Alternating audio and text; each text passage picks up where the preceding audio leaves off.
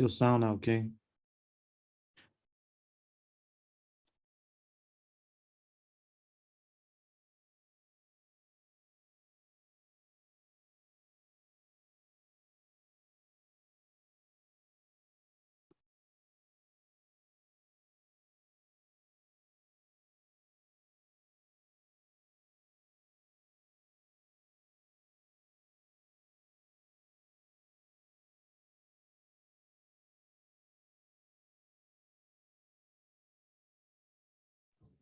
Greetings, everyone. Greetings, King.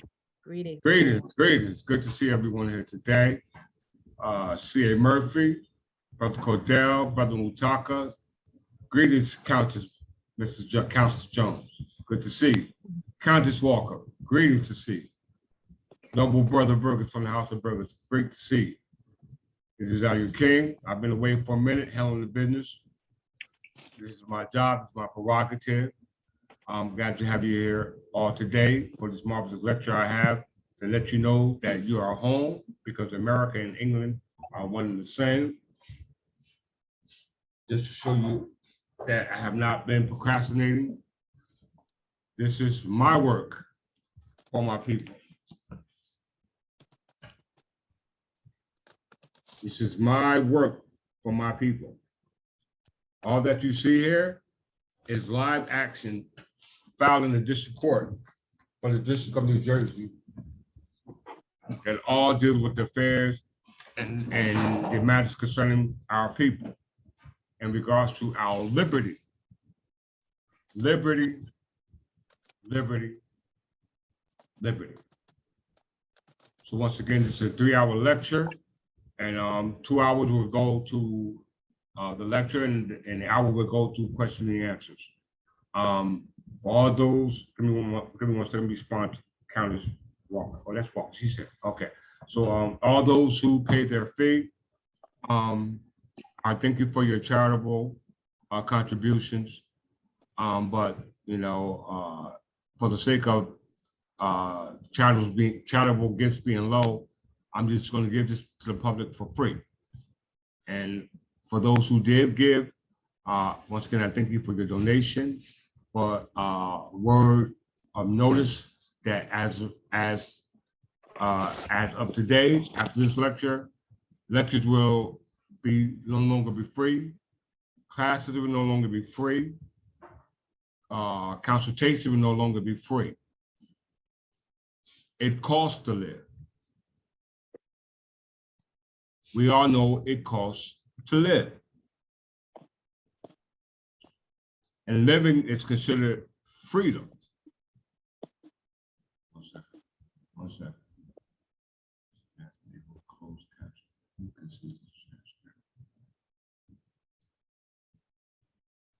Okay, yeah. Everybody are concerned about living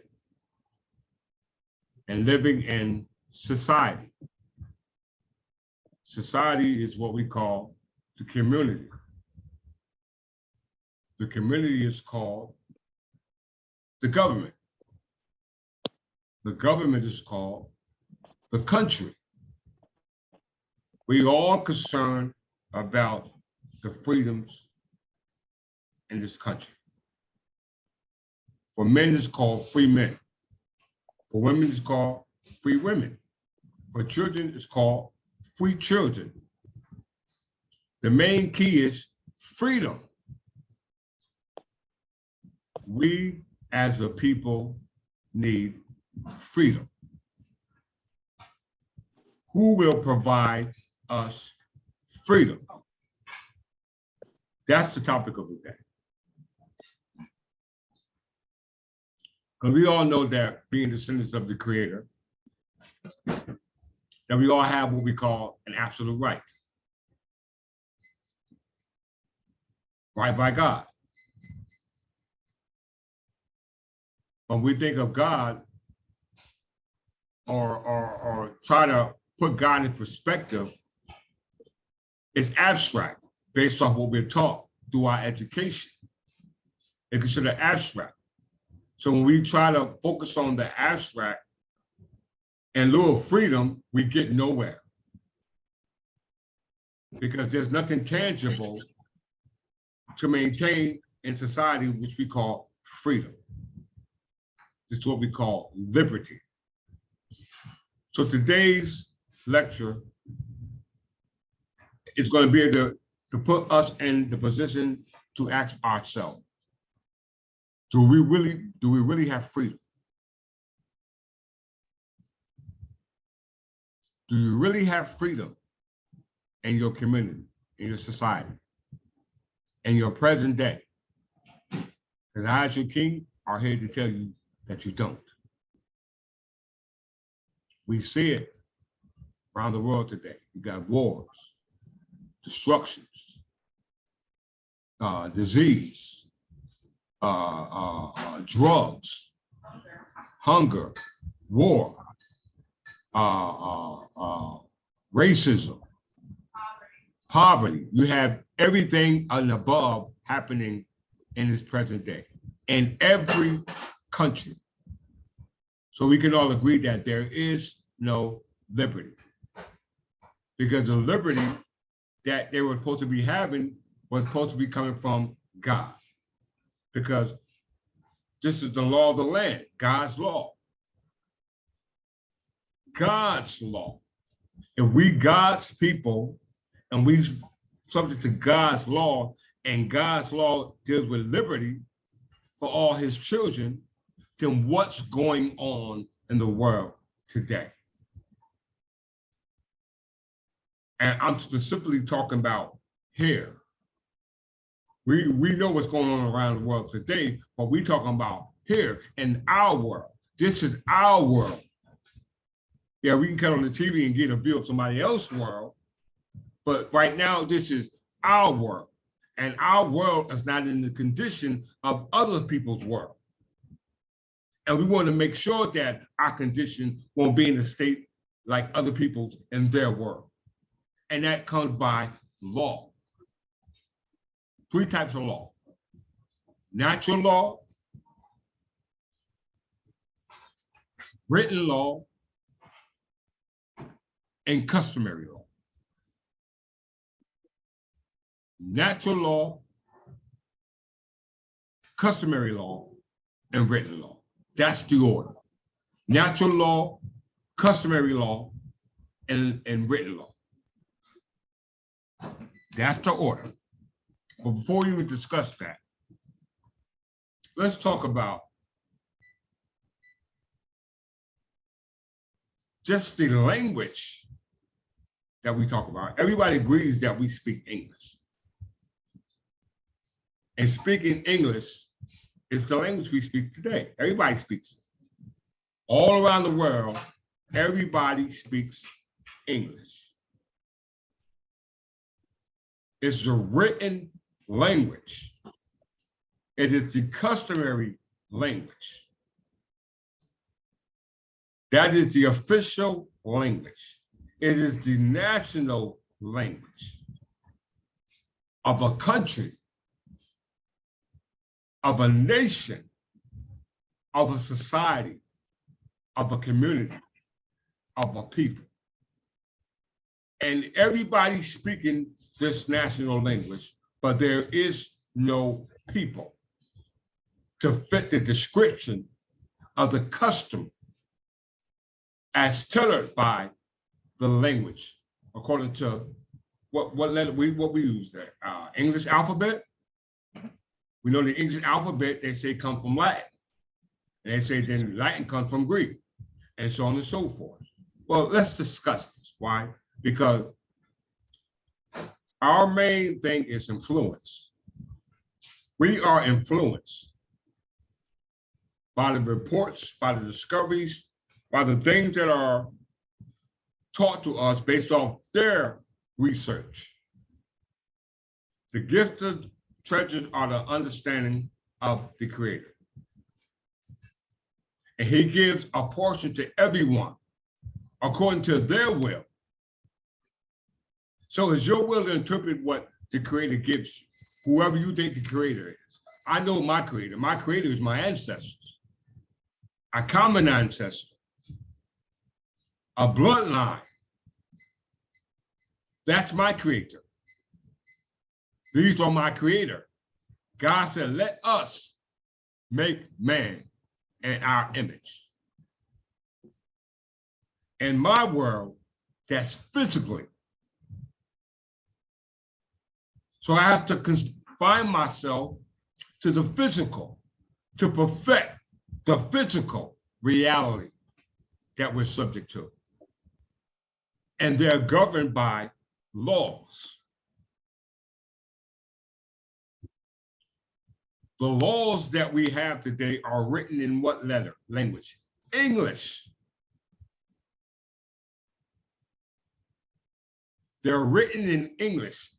And the written language in English, it causes people to react to whatever the language is, just like it does when everybody else in their language. If you don't speak the language of another country, then you're sitting there like, well, what are they speaking? So your language, it causes a movement. It's like a spell. It's like a magical spell, an incantation that the language has. And what do explain that, King? And we know that television is one of the biggest forums for reviewing information that's held in secrecy. And we know secrecy has to remain secret. So if secrets are to remain secret, then that means that it must be what? Sealed. It must be sealed.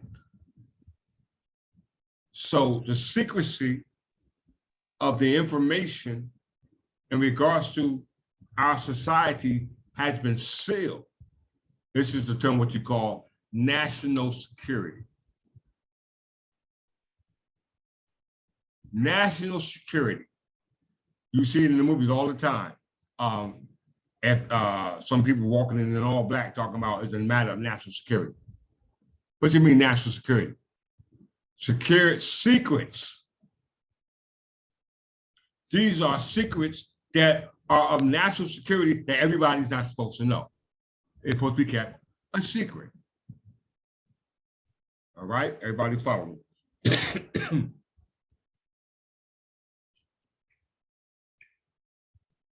So when we get into the TV, most of the movies that really capture our imaginations, movies like Thor, Lords of the Rings. I know they catch my attention. Movies of werewolves. I don't know why it always, but it didn't click till the other day. It didn't click. It's gonna click for y'all today though. Because you notice in every folklore, in every Roman, or in every, I'm talking about the Egyptians, Babylonians, the Greeks, the Romans, everybody used spells, magic incantations to either bring forth something or to stop something. And they did it in a language that they was not normally speaking. And normally the language that the spell or the incantation was issued in or uttered under was Latin.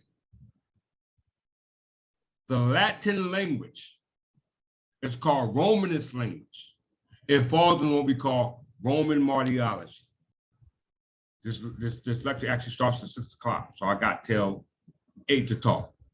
Roman martyrology. Okay, when you watch these movies now, or any movie for that matter, because we can all agree here around the world that we all speak English. And what's the purpose of watching a movie in another language if you don't speak that language? So when we watch these movies, they all speak English. And I'm familiar talking about movies like Thor, Viking movies, Lords of the Ring, The Hobbits, sorcery, Dungeons and Dragons. A lot of that stuff's coming out. Most of these people, when you speak in a language in the movie, when it's created, they're all speaking English throughout the scene. I said that Harry Potter. They're all speaking English. Their customs, their dress codes, their habits, etc., are contrary to the English history, but yet they are speaking English. These are Vikings, Greeks, Danish, West Saxons, Mercians. All these people are living out the English history, speaking the English language, having the English custom, but it's not the custom that you're seeing in the movie. Because the custom of English is what you see now. This is what you see now, and what you call America. This is the English customs. It's not what you're being told on TV, not on the news, not in the movie, because I'm gonna show you the difference. In the movies, everybody, I don't care what what side they were from or what side they're on. All of these people are speaking English to communicate with each other. Throughout the movie, key point, they're speaking English. I don't care if their nationality was Roman, Greek, Muslim, etc. If you were raised out of the mud, like they do it dealing with the Lords of the Ring, the elves and all of them were speaking English to communicate as a form of communication in that society, in that community, in that government, in that nation, in that country, or how you can keep going. They're all speaking English language, but none of these people are English. The language of spells, incantations is Latin, is Greek, and these spells or incantations that are spoken either verbally, they're uttered out, either by way of you writing it down or remembering what you wrote down. So when you speak these spells or incantations, when you watch these movies, do they speak it in English? No. None of the movies, when you hear a spell cast to break a cell, I don't care if you go to Indiana Jones, if you go to Laura Croft, if you go to the Mummy, all the spells and incantations to reveal the secrets were spoken in another language, i.e. Latin. Now, English is claimed,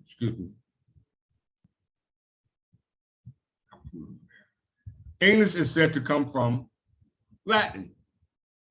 And Latin is said to come from Greek, going all the way down the line to what we call Egyptian. And the Egyptians got their own language. But in the movie, they all speak in English. But yet, when they want to invoke the spell or incantation to reveal the secret or to cover a secret, it's spoken in the Egyptian language. Tukab or Takabon, whatever the language is. So it's spoken to reveal a secret, to invoke something. To invoke our remedy, we must use English. Is everybody following where I'm trying to go with this? Yes. All right, because you'll notice in all the movies, like I said, all the elves, all the little, what they call the hobbits, the dwarves, they all use the Latin to cast spells. And spells are done to either break a seal. So the only way we can break this spell or incantation that's been put on us is to break the seal that they put on us. And the seal is English. They've been telling us all along, because somebody, when they invoke that spell in Latin, if nobody asks, what did you say, then what's the purpose? First thing they say, what did you say? Oh, that said, open up the door. That said, turn the key. They didn't say the other word. They say English and nobody say what that means. No, they said in Latin, and then somebody explained what it meant in English as decoding it. But when they're speaking English, but invoking the spell or incantation in another language that they call Latin, when English is supposed to come from Latin. Let's clear that up and let's go ahead.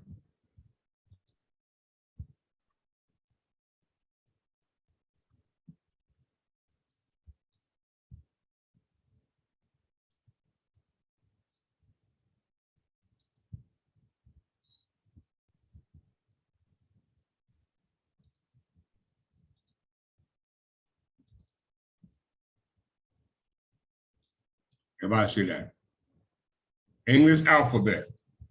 The alphabet for modern English is Latin script alphabet consisting of 26 letters, each having an upper and lowercase form. The word alphabet is a compound of the first two letters of Greek alphabet, alpha and beta. The alphabet originated around the 7th century Christian era to write Old English from Latin script. Since then, letters have been added or removed to give the current letters. So when you're dealing with, we speak what we call modern English. Then you got Middle English. For Middle English, you go to Old English. Then you get to Latin. That'll put you smack there in the Middle Ages, because Latin comes from Rome, and Rome invaded Britain. Rome invaded Great Britain. So if the language of Latin derives from Rome, and Rome invaded Britain, and we know the language of Britain is English, then we need to first come to that conclusion of who's telling the truth. Did English come from Latin or Latin come from English? And I know that Latin come from English because we're not those elves. We know Latin is a Roman language, and we're going to disqualify that in 1 second. As you can see here, parent system. Latin, first you got the English alphabet.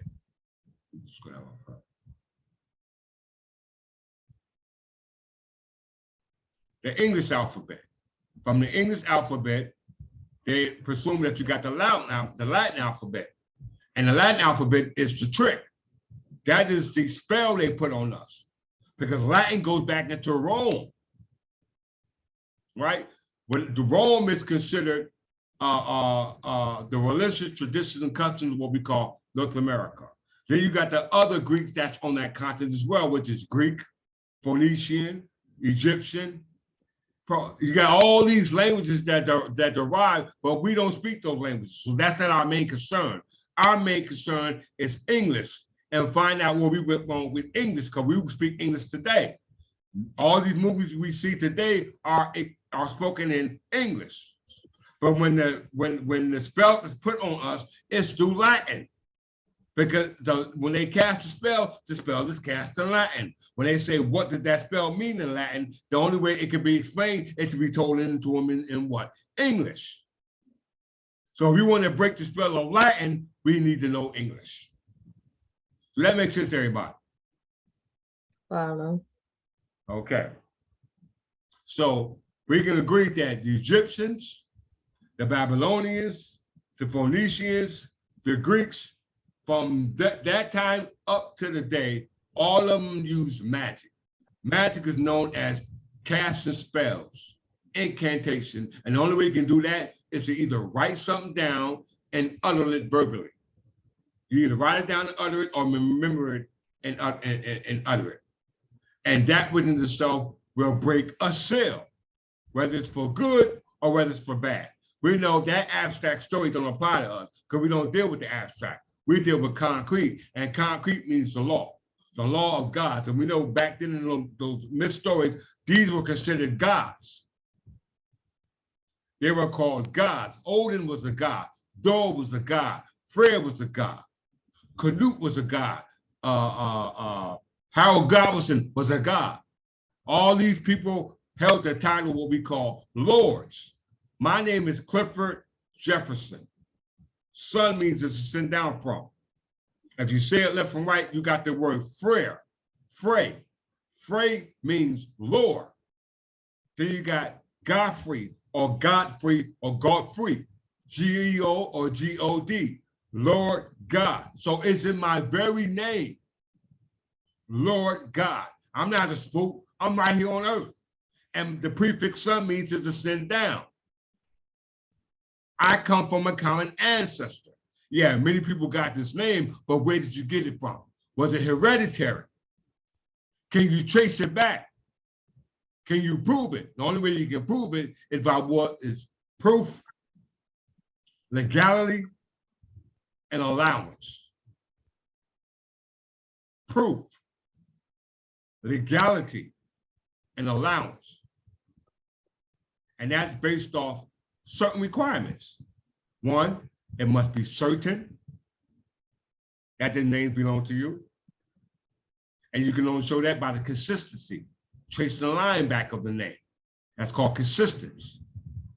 It also must show what they call, it must be peaceful. It must be reasonable. And it must be continuous. The use of the name must fit these 6 requirements.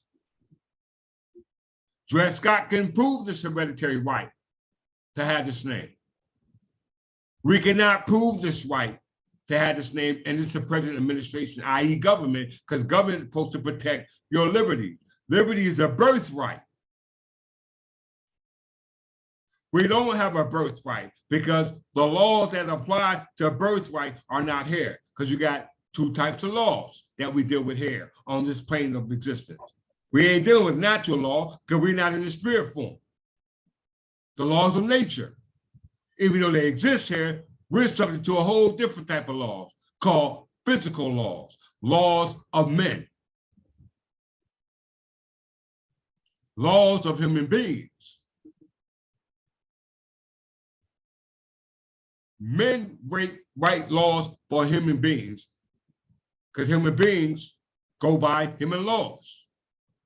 Now you got human beings creating laws for artificial people. How did we get to that position? Human beings writing laws for artificial people. Now, human beings are trying to play God. We're in a world of trouble. I'm about to show you now because we haven't been put under a spell through language. The national language of America is English. The official language of America is English. America is the foundation for every other country around the world because it established the one foundation that every other government around the world needs, a government. And in spite of all that you was told from those who wrote their reports, their opinions, their commentaries about what went on around the world, you here. You're not over in those countries, you right here. These people in those other countries have to figure that out for themselves, but you are here. You have to go based off the reports, the commentaries, and the opinions of those reports of those who predate us. And those reports and opinions and those decisions must not be based off abstract talk. It must be based off law, because law protects liberties. Liberty is freedom. And we know that comes by laws being written down, and the only way that law that's written down that provides that freedom is based off the custom of the law. To custom of the law. The laws we go by now today are not the customs of England. They're the customs of the United States. So you got the laws of the state. Then you got the laws of the colonies. Then you got the laws of what was already here, and those are the laws of England. England was here prior to the colonies.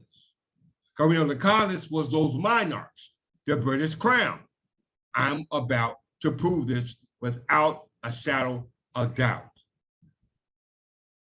And remove the spell that has been put on us by a history that never existed. Because the history that existed, that was told to us by other people, was told to come from some other history, which is Latin, Greek, Phoenician, and Egyptian. That's what we're told. But time never was when we were not. At the time was when we begin, the time will be no more. That's what you call customs.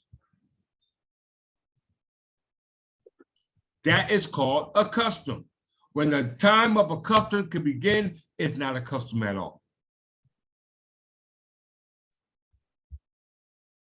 Because you must show the continuance of the custom. And the only protectors of the customs are those who deal with the particular customs and the particular districts and the particular kingdom. That deals with the laws of England. But we ain't even getting to that yet. Let's, we're gonna slow it down. Let's take it slow. Everybody ready? All y'all out there in the world today, I hope y'all ready, because this will be the only lesson that you get for free.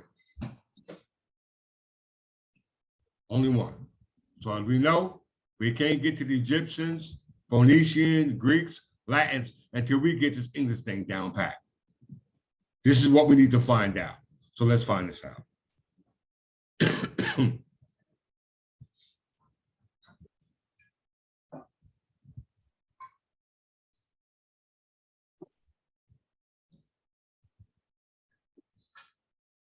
Okay, I will ask for readers if y'all don't mind. Do y'all mind? Don't mind. Thank you very much. Countess Middleton, you mind reading history? I will read it. Before you read, this is called, start from the beginning, Roman Martyrology. Roman Martyrology. The Roman Martyrology is the official martyrology of the Catholic Church. Its use is obligatory in matters regarding the Roman Rite liturgy, but dioceses, countries, and religious institutes may add duly approved appendices to it. It provides an extensive but not exhaustive list of the saints recognized by the Church. Fine, okay. So we're dealing with martyrs and saints. Give me 1 second. I'm coming over from a cold. I gotta blow my nose, so give me a second.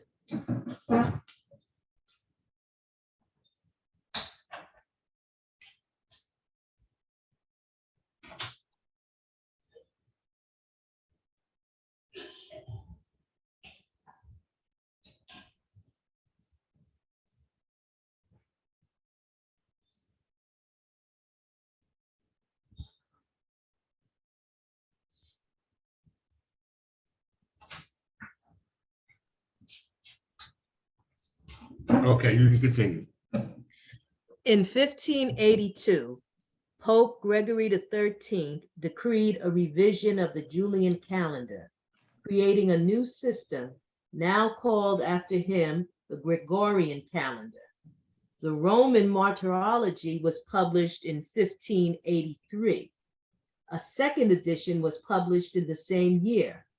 The third edition in 1584 was made obligatory wherever the Roman Rite was in use.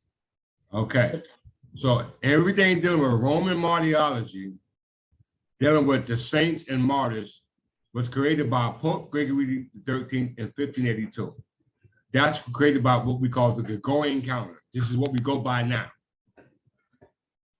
We are English people, and we have English martyrs and saints, which is our ancestors who were physical at one time, but transcend what we call these tabernacle bodies and return back to the faith which we thus came from. Back to the spirit land, which we derive from, because land is spirit. We are the spirit, we are the land. That's why it's called the crown. Crown land. Crown land is ascendable only to the crown. And the king represents the crown. Rome got their representatives and we got ours.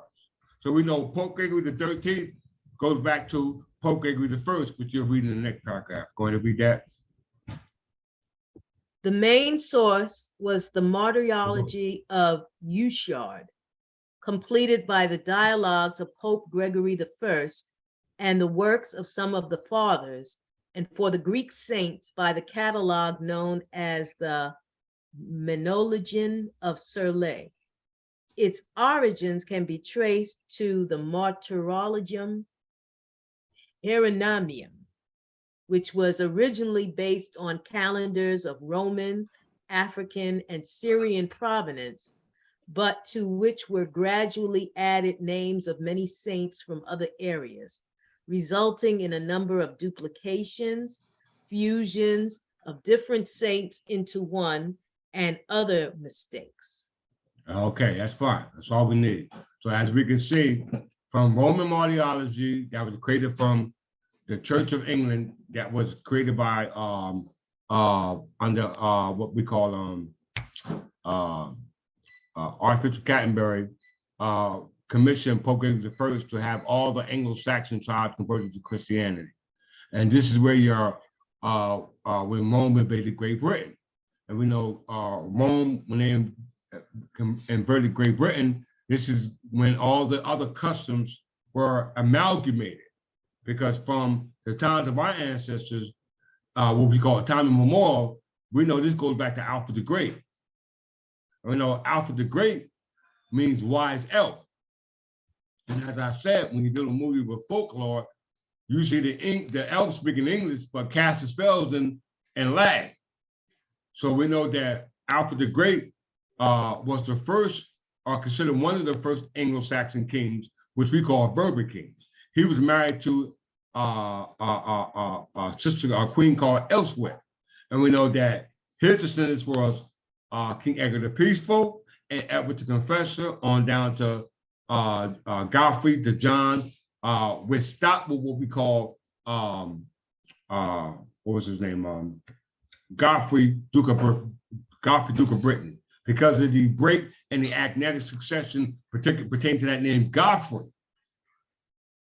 Godfrey is the key. Godfrey is my name, Jeffrey. I'm going to show you why. Okay, so we know that all the saints and martyrs around the world dealing with the Roman Catholic Church, and we know the Catholic Church is the Church of England, established by who? Henry VIII, through what we call the dissolution of the monastery. The dissolution of the monastery is a reformation. Dissolution and reformation means to make it like the original, to reform. You got reform laws on the judiciary, you got reform laws in the executive branch, you got reform laws in the legislative branch. All that derived from English law. All right, but we don't know English law because English law don't exist how it should. It's being portrayed, or it got us under a spell by those who put this spell on us. And these are those who got us function under this calendar called the Gregorian calendar. It goes from Pope Gregory the 13th to Pope Gregory the 1st. All right, let's leave this.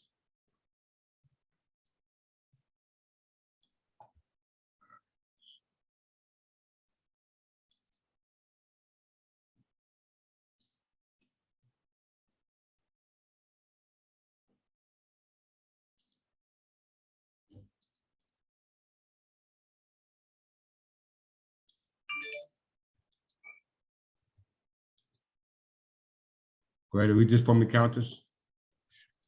All right. The Constitution. Why a Constitution? The need for the Constitution grew out of problems with the Articles of I think you Confederation. can read a little bit louder, if you don't mind.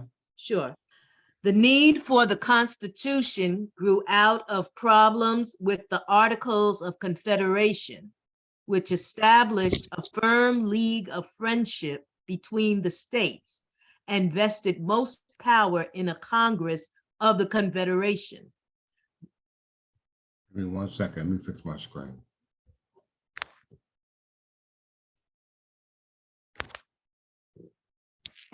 Apologize. Okay, go ahead. Okay, I got to go back 1 to the second. page. Okay.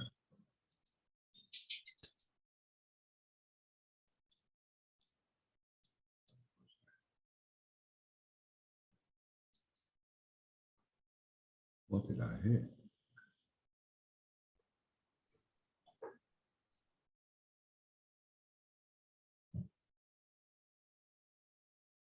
Give me 1 second. Let me find it.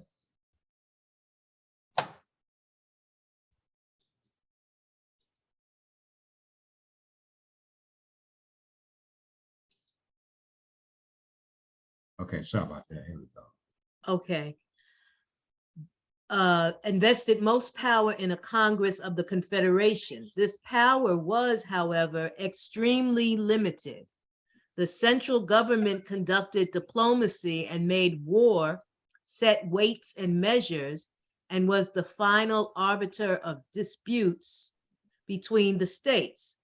Crucially, it could not raise any funds itself and was entirely dependent on the states themselves for the money necessary to operate. Each state sent a delegation of between 2 and 7 members to the Congress, and they voted as a block, with each state getting 1 vote. But any decision of consequence required a unanimous vote, which led to a government that was paralyzed and ineffectual. Okay, what we're talking about here is the Constitution of the United States. Because all the states joined the Union, right? We got over 50 states in the Union. There's not 50 states in the United States. There's only 13 states in the United States. Just because you join the Union doesn't mean that you was a part of the original Union. You're not. Because in contract law, it goes back to the doctrine of the common grantor. The grantor and the grantee.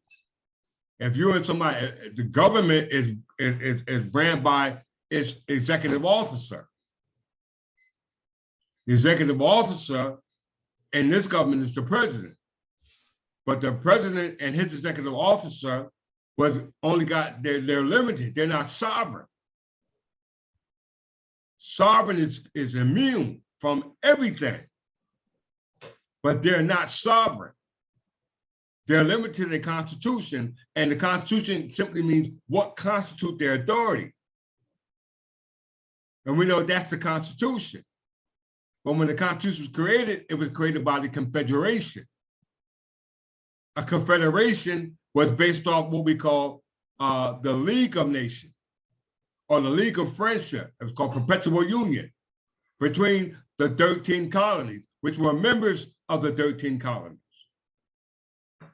There was no executive, legislative, there was no executive judicial branch in the Articles of Confederation.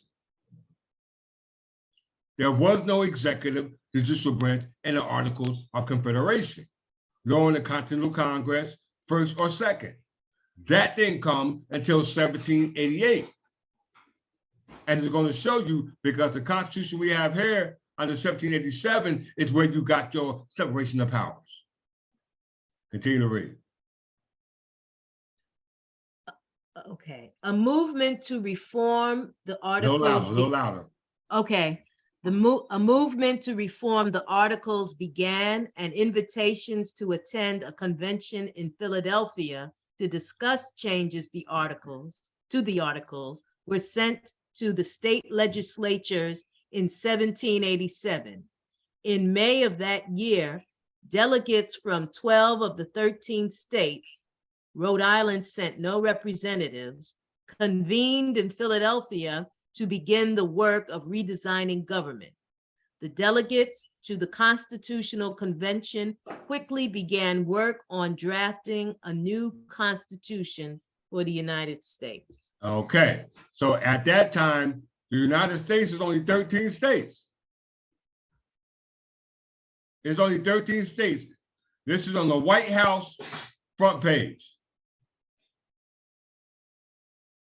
This is their platform. They didn't say 50 states, they say 12, 13 states in 1787. So where did the other states come from? What gave the authority to create other states when it was only the original 13 states? The executive power, creates legislation too.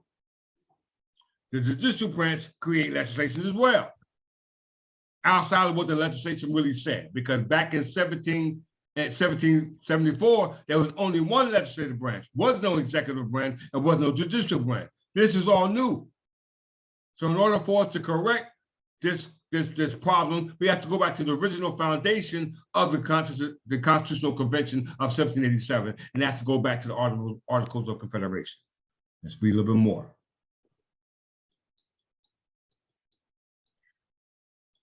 The Constitutional Convention. A chief aim of the Constitution, as drafted by the Convention, was to create a government with enough power to act on a national level, but without so much power that fundamental rights would be at risk. One way that this was accomplished was to separate the power of government into three branches, and then to include checks and balances on those powers to assure that no one branch of government gained supremacy. Stop. Okay, now we're talking about sovereign immunity, crown immunity, because the king was sovereign. And the English government, and we know government means to make up law, because without making law, you ain't got no law. And you can't have a government without law. The government means to legislate, to make. When you enforce that legislation, that's called the executive power. And the Kingdom of England, there's only one person composed of that power. That's the crown. And that's in what we call a corporation soul. It's not aggregate. The power of the crown is not invested in any body of the same man and not any one man or the body of the same man. Because if that power to make law and enforce law was invested in the same man or the body of the same man, then that power would not be checked. Now, they talking about separation of power, but there was no separation of power because the power is not checked. How we know who was the first president of the United States? George Washington. George Washington didn't come to be president until you established what we call the Electoral College. Because that's how they're voted in. Somebody had to vote George Washington in office, right? He had to get to somehow. This brings you into what you call Electoral College. Prior to the Electoral College, you had what they call Electoral Monarch. This goes back to the monarch that was here prior to the Founding Fathers. Because the Founding Fathers will agree that they owe their hereditary rights, which is an elective position to the position of the executive office based from the laws or the customary laws of England, which is hereditary. It goes back to time immemorial. There is no statute to qualify a customary law that goes back to time immemorial. There is, however, limitations on the customary law if it's created by statute. Because statute is called written law, lex scripta. Non-written law is called non-lex scripta. So when you see the laws written down by quorums or constitutional conventions, those are nothing more than what we call parliaments or colleges. Because the word parliament, parliament means to conversate. That's what the word parliament means, to conversate. Parliament, parlier means conversate, then you got men. M-E-N. Then the last part of parliament, of the word parliament, is that letter T. What's up with this letter T? Because from parliament, which is called government, you got what you call department. Depart means to depart from men, based off that last word T. And we know the T is an alphabet letter in the English alphabet. Everybody agree? Yes. Keep that in mind. The letter T is a letter in the English alphabet. There's also a letter in the Latin alphabet. There's also a letter in every other alphabet, going all the way back to Berber language, called Tifna. We'll get into that. All right. So the Constitutional Convention at that particular time was with the body of men who came together on a league of friendship to come together to converse about the matters concerning themselves and men like them. These are called the House of Commons. This is the lower house. It ain't the higher house. The higher house is the king's house. That's the House of Lords. Parliament consists of the House of Lords, which is temporal and spiritual. And then you got the House of Commons. They broke away from the House of Lords. That broke Parliament up. That's called a Commonwealth. I'm just reiterating what we're about to read. Continue on. This concern, where do you want me to? Oh, I'm sorry. Go ahead. Where was you at? Okay. Yeah, start back from there. You Right. stopped at supremacy. So we're dealing with supremacy. Supremacy is called sovereign immunity. A citizen cannot be sovereign, but you can have a sovereign citizen. Because the citizen is only sovereign because he's on the land that's subject to sovereign laws. But the citizen can't be sovereign to himself. And the reason why that, because you're limited by what the law says. And we talking about the laws here that they're being going by. We ain't talking about English law. We're talking about the law of this government. And the root of the law of this government is the legislator. And we know the legislature is what? The Senate and the House of Representatives. That's Congress. Now we're talking about the Constitutional Convention of the Senate and the House of Representatives in 1787, but that was created from something else, which was the Articles of Confederation, which you're about to read now. Continue on. This concern arose largely out of the experience that the delegates had with the King of England and his powerful parliament. The powers of each branch are enumerated in the Constitution, with powers not assigned to them reserved to the states. Stop.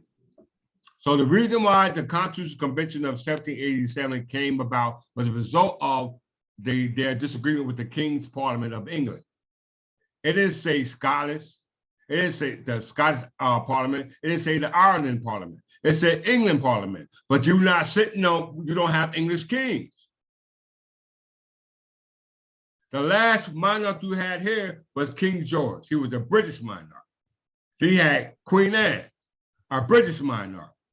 William and Mary of Orange, British monarchs. James II, a British monarch. Then you had Charles II, Charles I, back to King James. This starts with the colonizer here, assuming to be what they call monarchs having sovereign immunity. Because we're talking about supremacy of the land. This brought in what they call just soil birthright, not just sanguineous. Just sanguineous was already here on this land. They had to come here and bring a hereditary right dealing with just soil off the land that was originally hereditary. because the land is not descendable, nor is the crown, because the land belongs to the crown, and the crown is represented by the king. And we know that the 12 or 13 states, which we'll call colonies, were property of the crown. You belong to the crown. Your founding fathers constitute through their constitution that you are crown property, because Article 22 of the 1776 Constitution, before the United States even came into existence, said the customary laws of England. So it's not only in the written law, i.e. lex scripta, it's in the non-written law, lex non-scripta, based off time out of mind. Because in order for you to have a birthright in lieu of an absolute right, which comes by legality, proof, and allowance, which is what? It must be used where the time of mind runs non-contrary to that use. The custom must be in use where mind does not run contrary to that use. If your custom is created by a statute or created by a certificate of incorporation that's filed by statute, where it validates the custom, then that's not a valid custom at all, because it's brand new. Our custom, even though it's incorporated by statute, is not brand new, because it goes back to time out of mind, where the use of the custom was not contrary. It says in Article 22 in the written law that the customary law of England. The customary law of England is based off those depositories of the decisions and the opinions and reports filed by the justices who were sitting in those courts of law dealing with the particular cases and those particular customs and that particular kingdom, jurisdictional kingdom, which is based on general customary laws going back to immemorial. So the kingdom had immemorial customs, but because of the people on that land, they were subject to particular customs, and the particular customs were decided by particular courts. These are called ordinary courts.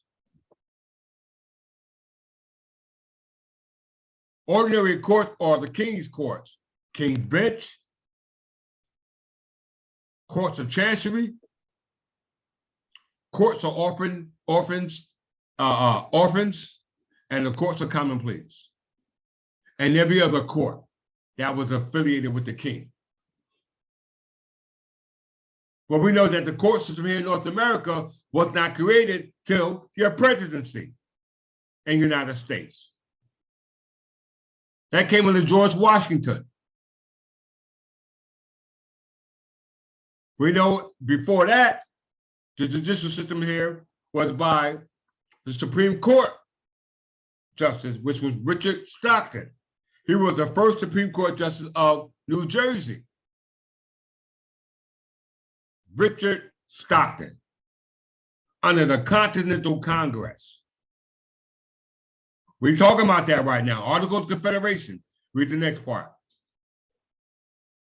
Matter of fact, that's enough. So the dispute between the Continental Convention, between those who established the government that you have now, was the result of what took place with the King of England and his powerful parliament. Their parliament was not powerful. I mean, their convention was not powerful. It was a central government, but it was weak. They couldn't collect taxes. The only thing they can collect was tariffs. That's the only thing they can do to raise money. This is the reason why those penalties were put on them by the kings of Great Britain under the British Crown. So let's get into a little bit of mystery of the history that was not told to you about your government that you're subject to now. So everybody's not going to have an excuse. There's no way you can run from this history. Let's go here.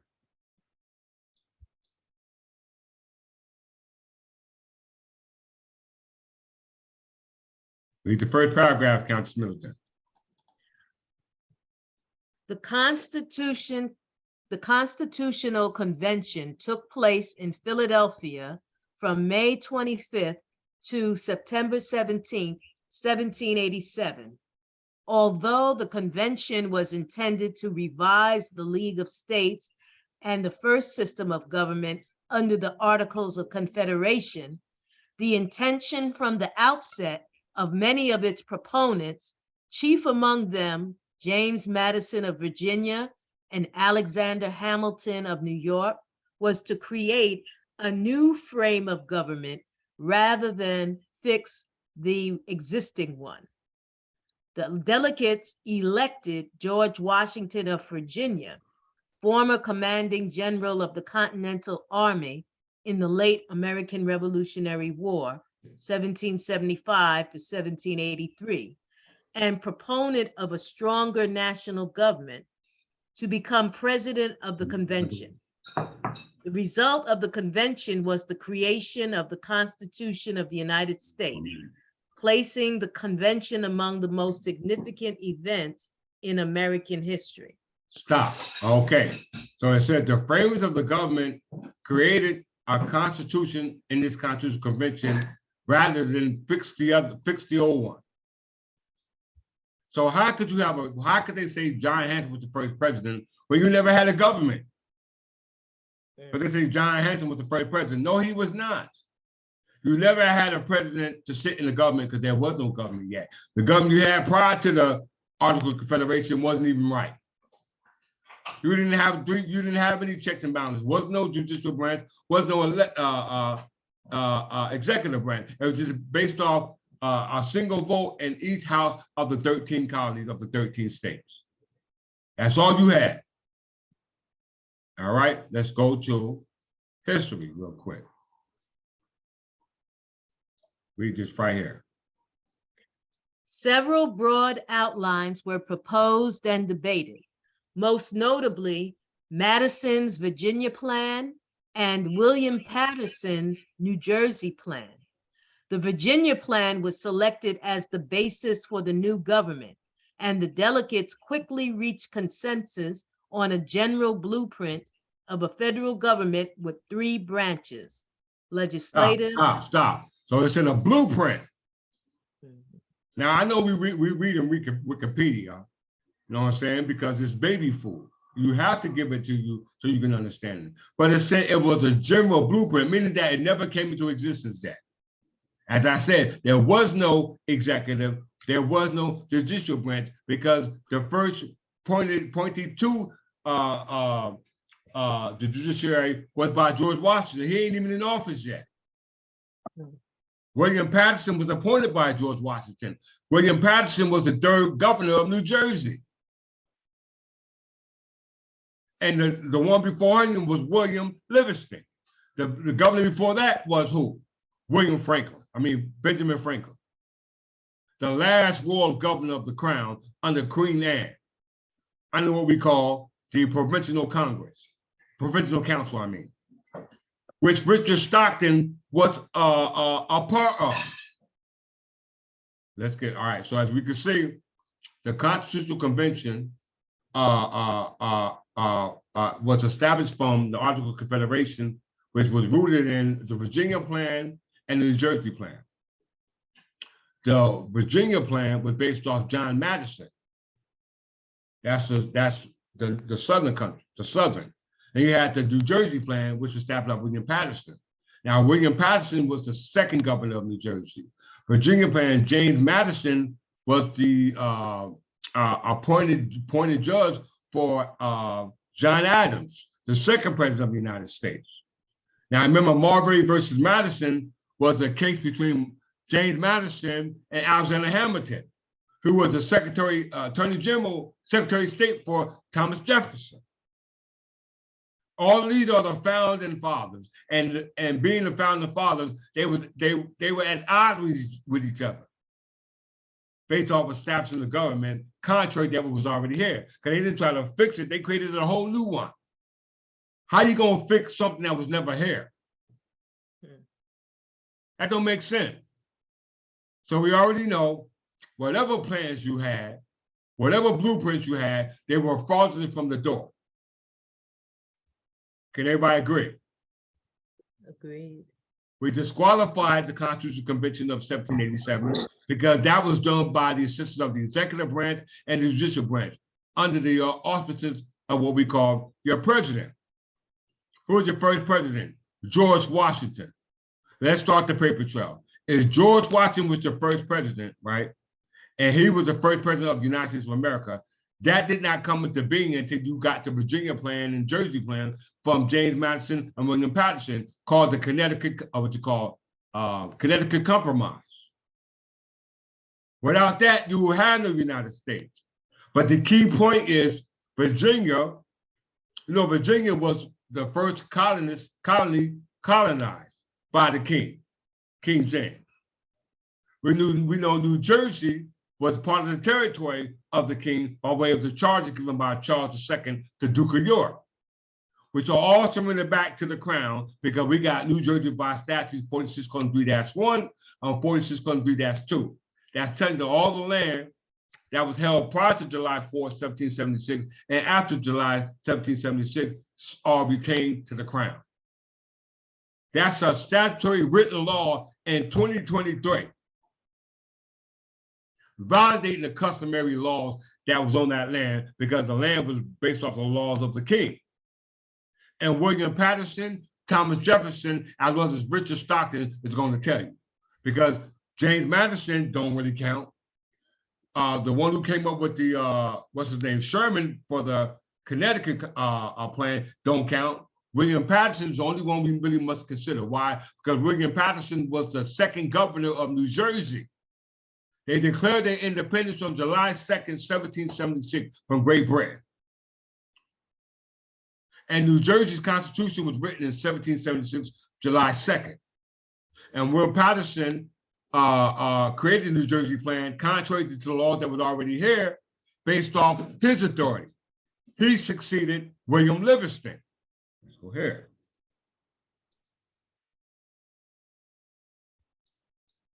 Read that, Countess. William Patterson was an American statesman, lawyer, jurist, and signer of the United States Constitution.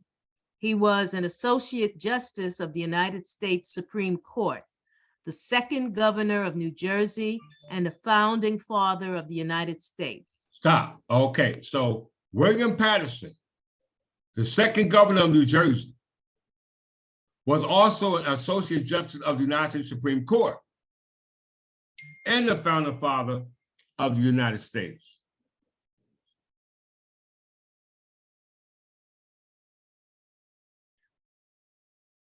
Continue. One second. Yes, continue. Born in County Antrim, Ireland, Patterson moved to the North American British colonies at a young age. After graduating from the College of New Jersey, now Princeton University, and studying law under Richard Stockton, he was admitted to the bar in 1768. He helped write the 1776 Constitution of New Jersey and served as the New Jersey Attorney General from 1776 to 1783. He represented New Jersey at the 1787 Philadelphia Convention, where he proposed the New Jersey Plan, which would have provided for equal representation among the states in Congress. Okay, so William Patterson, the second governor of New Jersey, Associate Justice of the United States, the founding father of the United States, who also had a hand in writing the Constitution. He produced the blueprint for New Jersey for Congress in 1787. Now look what else this man did. Continue to read. After the ratification of the Constitution, Patterson served in the United States Senate from 1789 to 1790 and helped to draft the Judiciary Act of 1789. He resigned from the Senate to take office as governor of New Jersey. In 1793, he accepted appointment by President George Washington to serve as an Associate Justice of the Supreme Court. Okay. He served on, Go ahead, you finish? He served on the court until his death in 1806. Thank you very much, Countess Jones. Now, as you can see, William Patterson, the second governor of New Jersey, Associate Justice, Attorney General, as well as, now we know the Attorney General, he's head of the judiciary. The Attorney General is head of the judiciary because he was appointed by the president. And the state level, the Attorney General was appointed by the governor. And in the time of the Articles of Confederation, ain't no presidents because ain't no United States. It's just the nation as the 13 colonies, which were individual states. Right? And this man had a hand in writing the Judiciary Act of 1789, where the district courts come into play. So that means that all the district court judges, including John Marshall, who was appointed, not John Marshall, James Madison.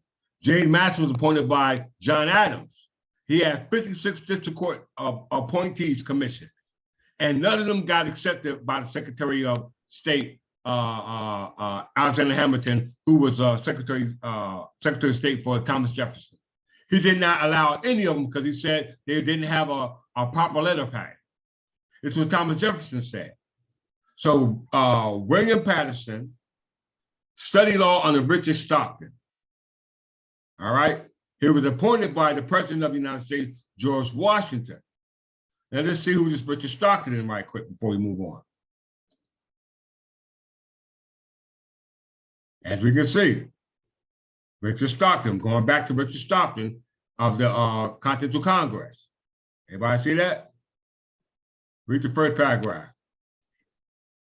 Stockton was the son of John Stockton, a wealthy landowner who donated land and helped bring what is now. Well, I'm sorry. Let's go back up. Okay. Right here.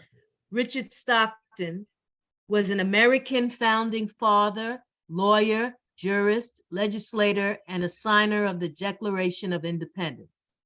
Stockton was the son of John Stockton, a wealthy landowner who donated land and helped bring what is now Princeton University, then known as the College of New Jersey, located in Newark, to Princeton, New Jersey.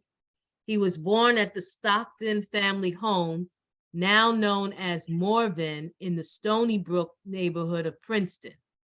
He attended Samuel Finley's Academy at Nottingham, which later became West Nottingham Academy, and the College of New Jersey located in Newark. Graduating in 1748, he studied law with David Ogden of Newark, who was at that time the head of the legal profession in the province. Stockton was admitted to the bar in 1754 and soon rose to great distinction. In 1763, he received the degree of Sergeant at Law, the highest degree of law at that time. He was a longtime friend of George Washington. His wife was right there. Okay. He's a longtime friend of George Washington. What else do you find out about him? Political career, right here. Stockton returned to America in August 1767. In 1768, Stockton had his first taste of government service when he was elevated to a seat in the New Jersey Provincial Council. In 1774, he was appointed to the Provincial New Jersey Supreme Court. In 1768, he was elected to the American Philosophical Society. Stop. Okay. So the second governor of New Jersey, and we know the first governor of New Jersey was who? William Livingston. William Livingston got locked up William Franklin, the illegitimate son of Benjamin Franklin, who worked under the crown under what we call New Jersey Provincial Council. All right. So William Franklin got replaced by Livingston Franklin, the first governor of New Jersey. He's now a royal governor. They took over our state at this point. Because Rutgers University and Williams and Mary Ann College are the royal colleges. There's only 9 colleges in New Jersey. The first one was Harvard. That's a Dutch college. The second one was William Mary Orange, and then what else? Princeton. But there's 9. We're not concerned about the 9. We're concerned about the first one, William and Mary Orange. Because your president, Thomas Jefferson, was chancellor of the College of William and Mary Orange a year before he became president of the United States. And we know William and Mary Orange was a college named after monarchs, i.e. kings and queens. Now you have Richard Stockton. Richard Stockton's son was Richard Stockton, who was an associate justice for the United States Supreme Court. But this Stockton right here was not only first United States Supreme Court, first Supreme Court in New Jersey, because he said it right here.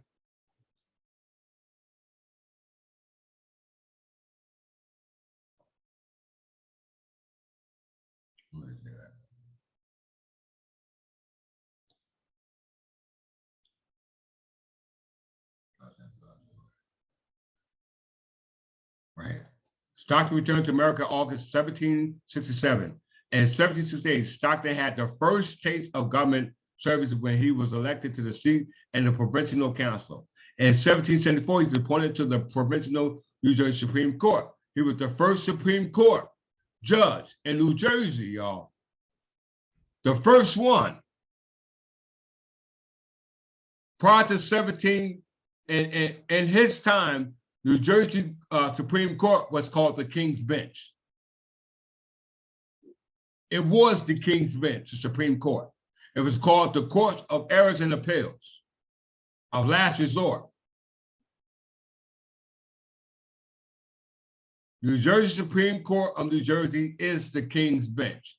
It stopped being the King's Bench in 1947 when the government changed from a public entity to a corporation or a business by Alfred Driscoll and Rutgers University. Rutgers University was chartered by Benjamin Franklin. By William Franklin. William Franklin chartered Rutgers University, which at that time was called Queens College, named after Charlotte Mecklenburg, wife of King George III. Do everybody hear me? Yes. Okay. Yes. All right. So as we can see, Alexander, what's his name? Let's get his name again.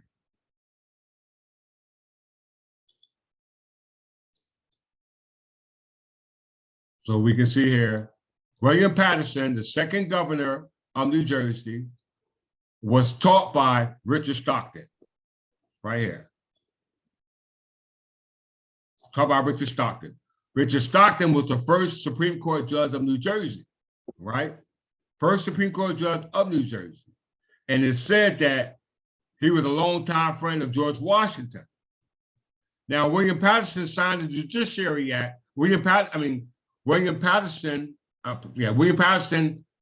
helped create the Judiciary Act that was signed into law by George Washington. Where all your where all your district court judges get their authority from, the Judiciary Act of 1789. And he's best friends with Richard Stockton, who taught William Patterson, who was the second governor of New Jersey, which was under the jurisdiction of the authority or the government of the crown. Because William Patterson was the second governor. William Livingston was the first governor. That was the first time he ever came up as a governor. Prior to that, it was just world governors under the crown. So let's go a little bit further. As we said, a little career, we're going back to Richard Stockton.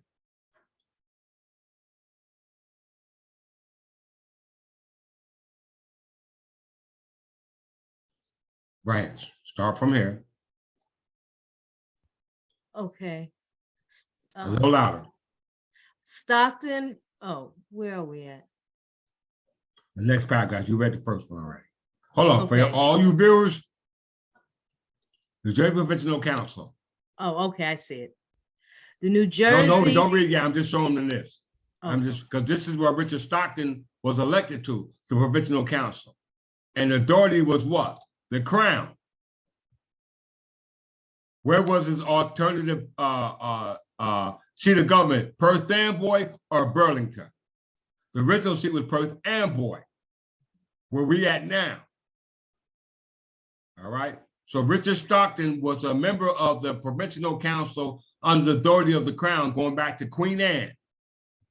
Prior to that, the land was under the authority of profiteers, George Carteret, John Berkeley. That was called the Concession Agreement, New Jersey's first constitution. They surrendered that back to the Crown in 1702. And then from that point on, all the land remained under the Crown. How we know that? Richard Stockton about to tell you. I didn't write this. They wrote this. Continue. He first took, excuse me, a moderate stance in the troubles between the American colonies and Great Britain. In 1774, he drafted and sent to Lord Dartmouth a plan of self-government for America, independent of Parliament, without renouncing the Crown. This Commonwealth. Read that again. In 1774, he drafted and sent to Lord Dartmouth a plan of self-government for America, independent of Parliament, without renouncing the Crown. This Commonwealth approach was not acceptable to the king. Read it again. This Commonwealth approach was not acceptable to the king. Stop. Now, I'm going to say it in all one breath. He first took a moderate stance in the troubles between the American colonies and Great Britain. In 1774, he drafted and sent to Lord Dartmouth a plan of self-government for America, independent of Parliament, without renouncing the Crown. This Commonwealth approach was not acceptable to the king. It's right there in black and white, y'all. Black and white. Am I confused or is they confused? Because as I'm reading, we still on Crown land. Is that what it's saying? Well, if we're not sure about that, let's continue to read. Continue to read. When Parliament resolved to raise revenue in the colonies in 1775, Stockton declared the colonies must each of them send one or two of their most ingenious fellows and enable them to get into the House of Commons, maintain them there till they can maintain themselves, or else we shall be fleeced to some purpose. What? What? This has been here forever. So I don't care who don't watch this video. I don't care who don't support the king. It's not your job to support the king if you're not his subject. It's not your civil duty. You're supporting who you're supposed to be supporting. It's clear. This was the whole intention for establishing a government here in North America under this new administration. Because they already told you that it was the Crown. Why do you think King George just left it? Why do you think he just left it? Because Richard Stockton just said this Commonwealth approach was not acceptable to the king. We know what the Commonwealth is, and a Commonwealth is a violation and the demise of the Crown. It's a stagnation and the demise of the Crown, which means I transfer the sovereign power. Continue to read. Revolutionary War. In 1776, Stockton was elected to the Second Continental Congress, where he took a very active role. That August, when elections were held for the state governments of the new nation, Stockton and William Livingston each received the same number of votes to be the governor of New Jersey on the first ballot. Although Livingston later won the election by 1 vote, Stockton was unanimously elected to serve as the Chief Justice of the New Jersey Supreme Court, but he turned down that position to remain in Congress. Stockton was the first person from New Jersey to sign the Declaration of Independence. Stockton was sent by Congress, along with fellow signer George Clymer, on an exhausting 2-month journey to Fort Ticonderoga in New York to assist the Continental Army in the American Revolutionary War. On his return to Princeton, he traveled 30 miles east to the home of a friend, John Covenhoven, to evacuate his family to safety. While there, on November 30th, 1776, he and Covenhoven were captured in the middle of the night, dragged from their beds by loyalists, stripped of their property, and marched to Perth Amboy and turned over to the British. Stop. Now, listen to what's going on with Richard Stockton when he created the Commonwealth to go contrary to the King's wishes. Not just him, every other person who took the position, because remember, parties may change, but positions don't. These people are dead and gone, but there's people sitting in these positions now. So if you see the fate of John Stockton, what do you think the fate for those who are sitting in the office right now is going to be once this truth come out? What do you think that their situation is going to be like once this truth come out? Because this is Crown land. There's no denying it. As I showed you,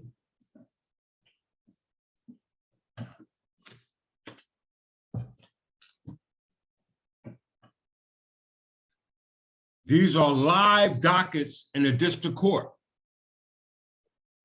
What is saying exactly what I'm telling you now.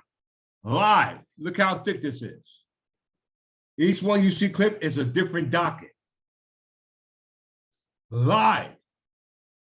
By me, King. Why? Because it's my prerogative. It comes with my title. Because it's the custom of this land. But in order for the custom of the land to be held to its high standard, it must be written in written law.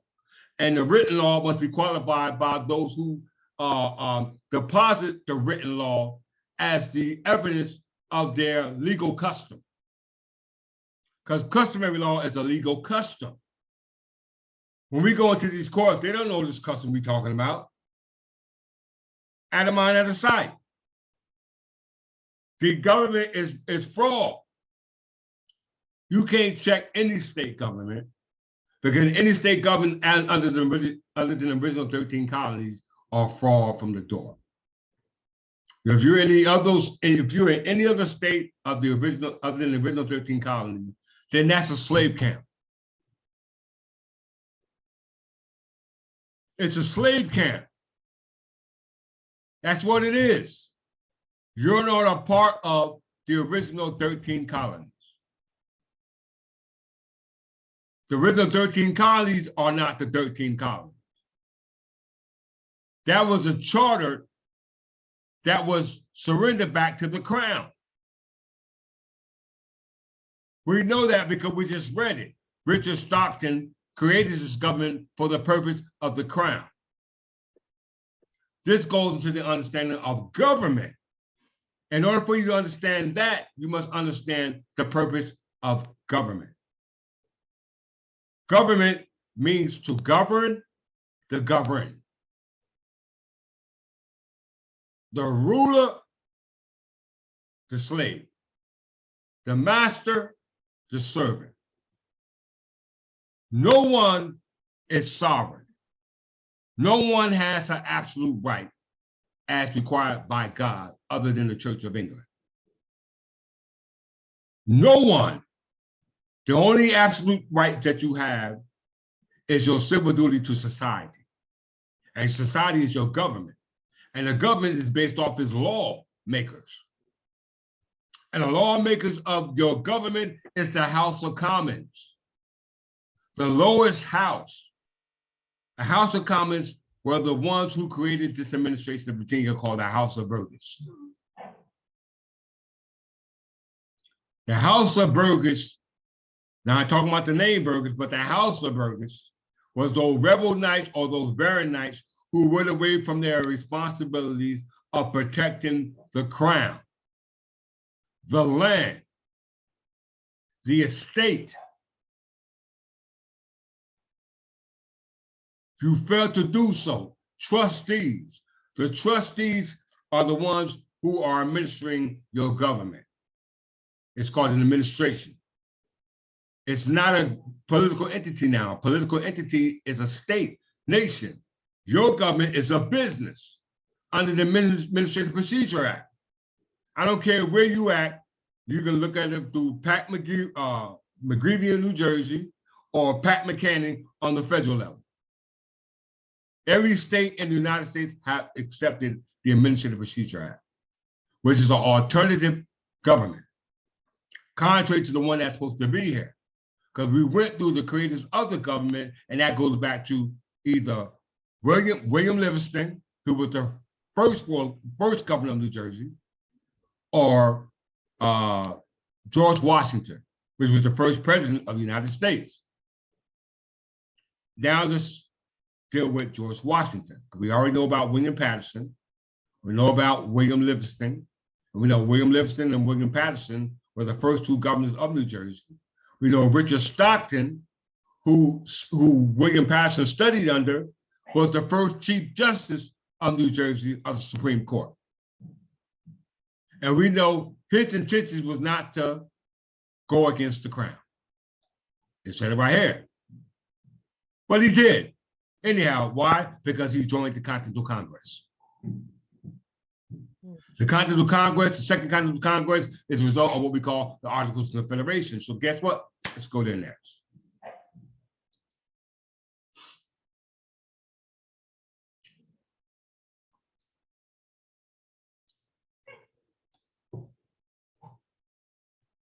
I'm gonna give you a break, Countess Middleton. Countess Walker, would you like to read? I really would appreciate it if you give her a break. Can we hear from you? Yes, I'm actually working, so Oh, you I'm working? listening. Okay, that's fine. Okay, Yes. let's get Thank you. Archbishop, you're welcome. Yeah, I'm here, King. Can you read for me, Noble, or are you busy with the child? No, I'm good to go. Where to start at? Articles of Confederation. Okay. The Articles of Confederation and Perpetual Union was an agreement among the 13 states of the United States. Could you read a little bit forming louder, the Archbishop? 13 colonies. Read a little bit louder. Okay. The Articles of Confederation and Perpetual Union was an agreement among the 13 states of the United States, forming the 13 colonies that served as the nation's first frame of government. Oh, I'm sorry. I don't know what happened.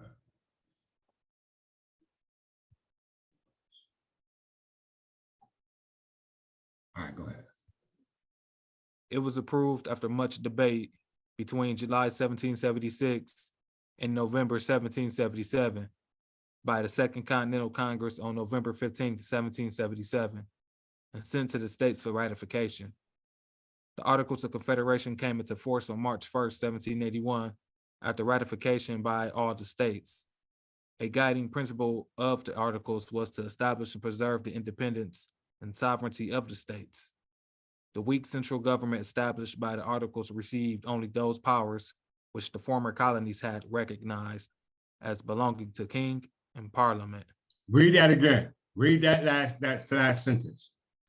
The weak central government established by the Articles received only those powers which the former colonies had recognized as belonging to King and Parliament. Stop. Okay. So as Richard Stockton has qualified, an article, as the Articles of Confederation and Perpetual Union has qualified, there was never supposed to be a separation of the crown and its government. This government we have here is a weak central government because it broke away from the strong government, i.e. Parliament. That was supposed to be the intention, but they got cock-headed, big-headed. Continue. The document provided clearly written rules for how the states' League of Friendship, known as Perpetual Union, would be organized. Okay, so it wasn't a document to establish a national government. It was a document to establish a League of Friendship between the 13 colonies, now called the 13 states. The 13 colonies, the 13 states, any other state outside of those 13 is irrelevant right now. You do not matter. You have no authority whatsoever. How I know that? Let's go down here.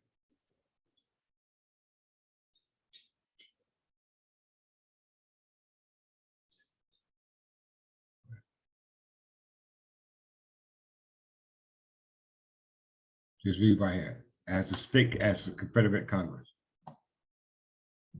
As the Confederation Congress attempted to govern the continually growing U.S. states, its delegates discovered that the limitations placed upon the central government, such as its assembling delegates, raising funds, and regulating commerce, rendered it ineffective at doing so.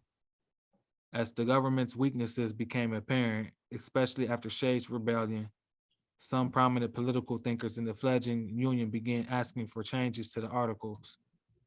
Their hope was to create a stronger government. Initially, in September 1786, some states met to address interstate protectionist trade barriers between them. Shortly thereafter, as more states became interested in meeting to revise the Articles, a meeting was set in Philadelphia on May 25th, 1787. This became the Constitutional Convention.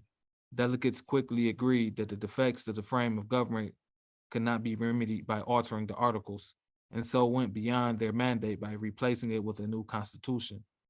On March 4th, 1789, the government under the Articles was replaced with the federal government under the Constitution.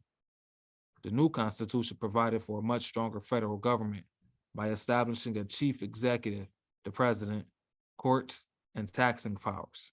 Okay, that's fine.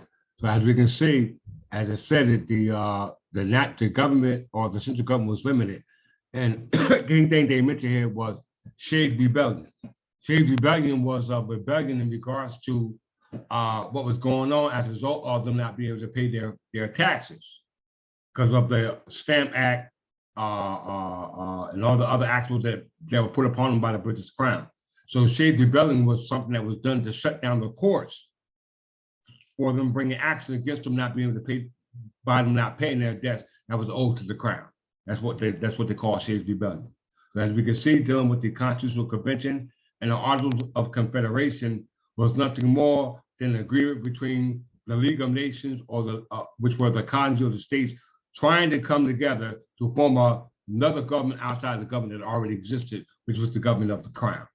As we can see, that was headed by George Washington, Richard Stockton, and William Patterson. Because we know that William Patterson succeeded William Livingston. One more thing I wanted to point out before we move on. Richard Stockton.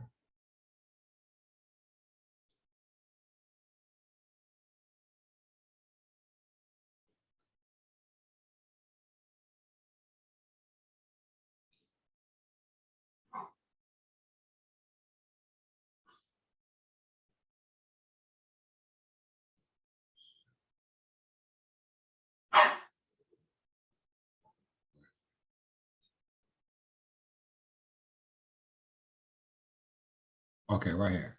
Revolutionary War. Read this again.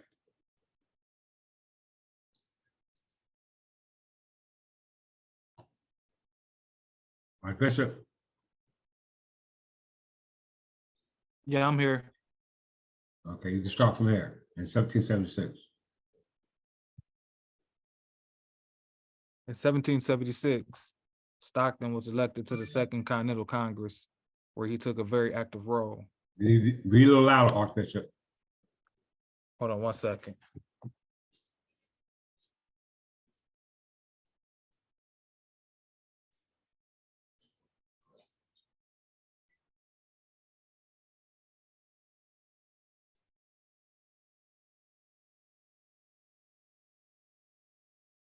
Listen to what's being said, everyone.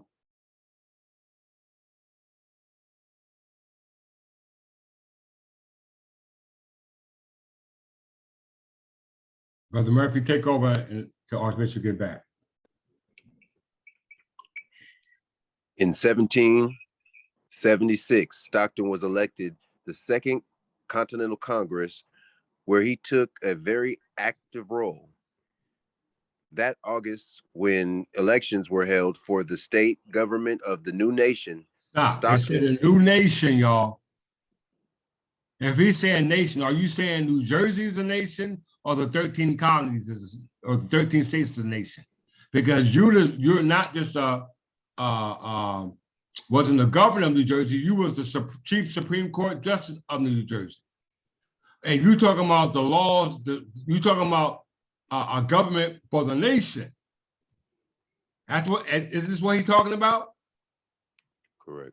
You say a new nation, not a new state, not a new colony, but a new nation. Continue. Government of the new nation, Stockton and William Livingston each received the same number of votes to be the governor of New Jersey. Stop. On the first. Okay. So they both received the same number of votes to become the governor of New Jersey. This is called electoral college. Electoral college is based off the elective votes to vote somebody in the office. In this case, will be the governor. Because it said Richard Stockton and William Livingston both received the same vote to become governor of New Jersey. Now, William Livingston, as we know, read him real quick. Read the first paragraph. William Livingston, November 30th, 1723, July 25th, 1790, was an American politician and lawyer who served on the first governor of New Jersey, 1776 to 1790, during the American Revolutionary War as a New Jersey representative in the Continental Congress. He signed the Continental Association and the United States Constitution. He was considered one of the founding fathers of the United States and the founding father of New Jersey. Okay, he replaced Benjamin Franklin. I mean, he was Benjamin Franklin's son. Benjamin Franklin worked for the crown before he took office. Everybody follow? Follow. Then came William Patterson, and William Patterson studied under Richard Stockton. And Richard Stockton was elected he would work for the Provincial Council until he would work for the Provincial Council under the Crown until you see in 1776, he was elected to the Second Continental Congress. Before they created the Articles of Confederation, and that, along with that, William Livingston was associated with that. Can everybody agree? Agreed. Okay, that brings us here, College of William and Mary Orange.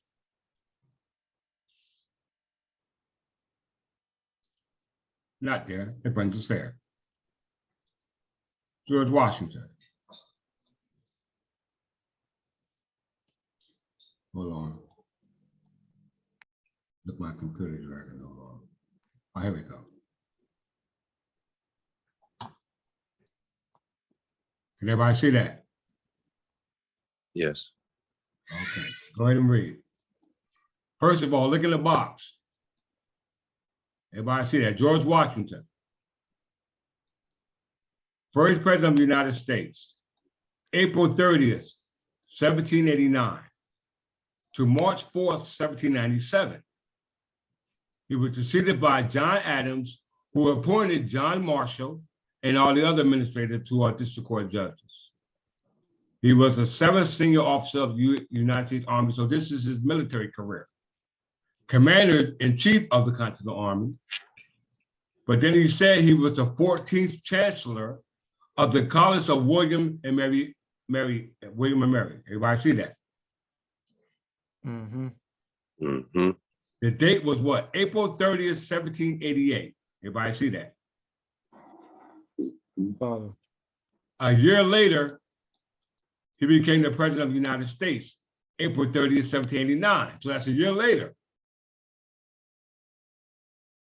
So now, before you was a president, before they had presidents, you had governors, right? And William Patterson was the governor of New Jersey who was appointed by George Washington. And William Patterson was preceded by William Livingston.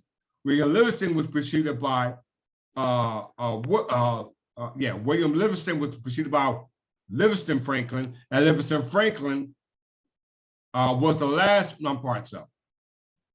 William Franklin was the last world governor of New Jersey before he got arrested by William Livingston. That makes sense to everybody. Follow. Okay, so we know that the founding fathers or the league and their representatives who were sent to the convention of 1789 first had to visit the conventions going back to the Articles of Confederation. First Continental Congress, Second Continental Congress, Articles of Confederation. This is what they call their parliamentary procedures. Their rules for their quorum and dealing with their elective college of appointing those presiding in that particular office. Okay, but these particular justices had to first be educated, right? You can't hold office if you ain't educated about the office. So George Washington was educated in William and Mary College. So let's click that.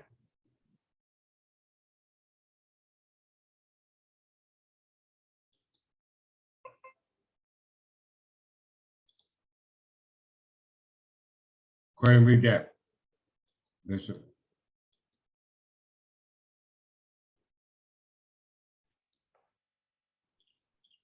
College of William and Mary.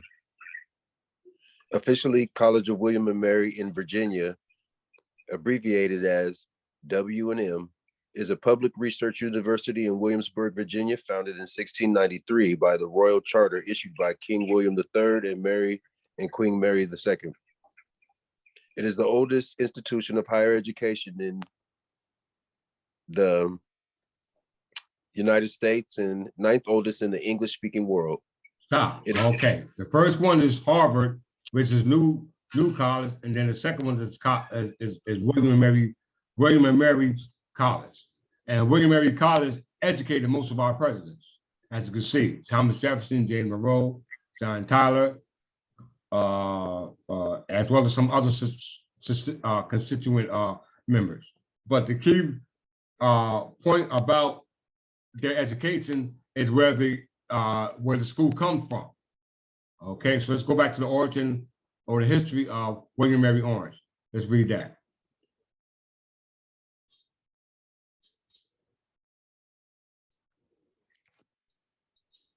You continue. Error, 1693, 1976. A school of higher education for both Native American young men and the sons of the colonists was the earliest goal of the leaders of the colonies of Virginia. The college was founded on February 8th, 1693 under the Royal Charter to be make found and establish a certain place of universal study and perpetual college of divinity and philosophy, language, and other good arts sciences to be supported and maintained in all good time coming. Named in honor of the reigning monarch King William II and Queen Mary II, the college is the second oldest college in the United States. The original plans for the college date back in 1618 at Henrico, but were thwarted by thwarted.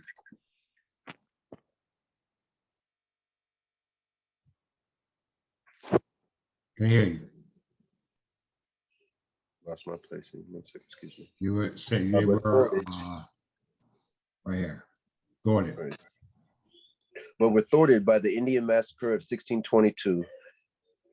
A change in government in 1624, the Virginia Company charter was revoked by King James I. and the Virginia colony was transferred to the royal authority as a crown colony. Events are related to the English Civil War and the Barons' Rebellion in 1695 before Stop. the town. That's fine. The Bacon Rebellion. But we see the College of William Mary Orange goes back to the time of 1619, going back to the Henriqueo. Henriqueo was the town going back to the Powhatan Native Americans. When we talked about that, the Indian Massacre of 1622, Yes. we talked about that in class. All right. All this dealt with the territories that they assumed it was inhabited by so-called Native Americans. That's a lot. English was already here, and it was up to the Crown Colony. All right. The queen of the Powhatan was Queen Betty. My mother happened to be named Betty Jefferson. Her name was Betty Ann. The queen name was Queen Betty Ann, and my mother's name is Betty Ann Jefferson. So I find that mighty strange as well. All right.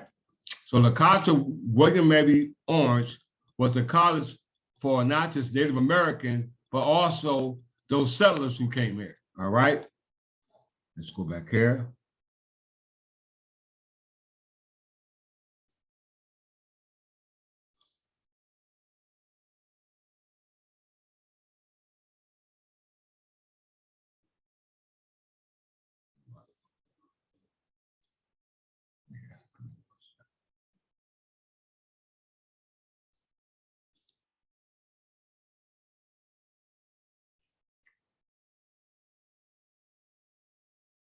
Okay. College of William, this is the law school of William and Mary Law School.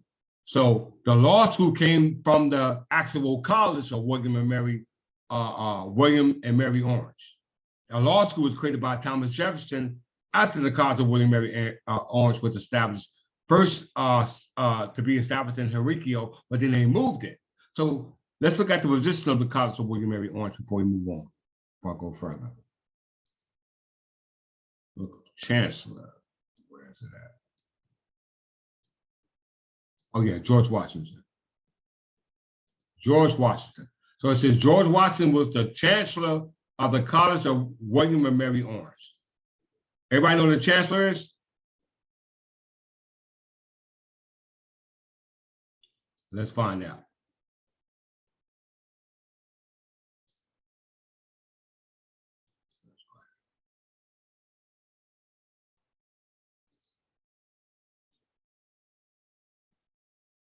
Read that, brother CA.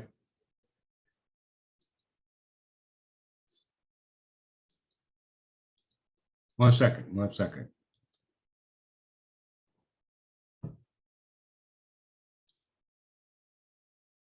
It should be here. Right here. Start right here, colonial period.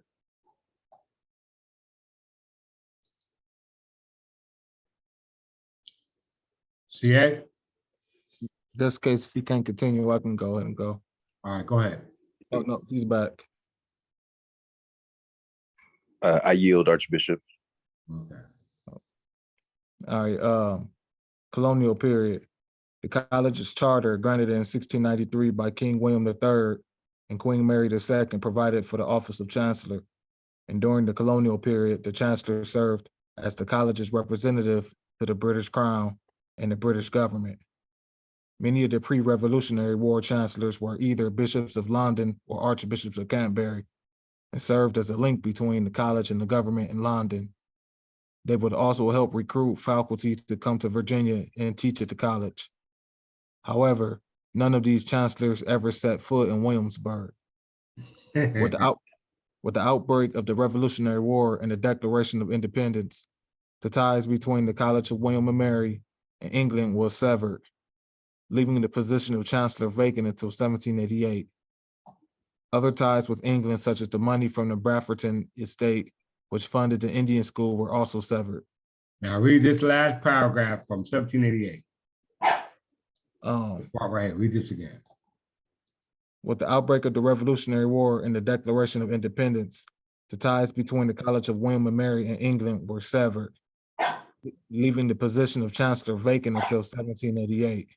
Okay, so we know that a chancellor is either archbishop or what they say, a bishop of London, right? It just said it. And Thomas Jefferson was the 14th Chancellor of William and Mary Orange. Let's go back.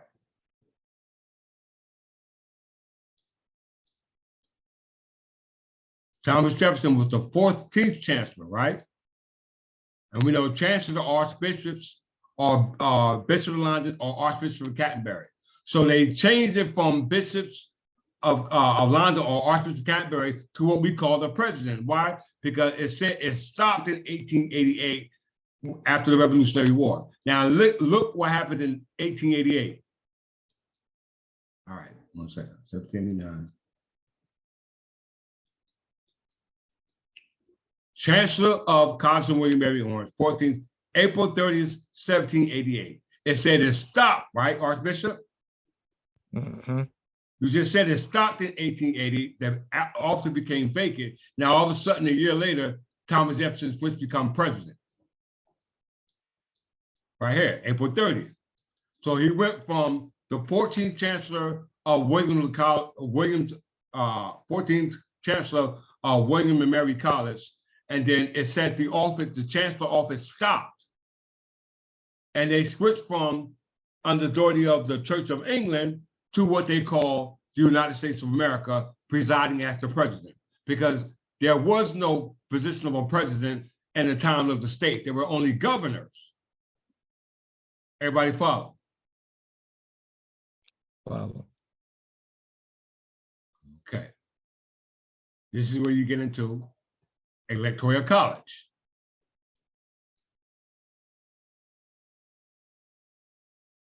Read that paragraph. An electoral college is a set of electors who are selected to elect a candidate to particular offices.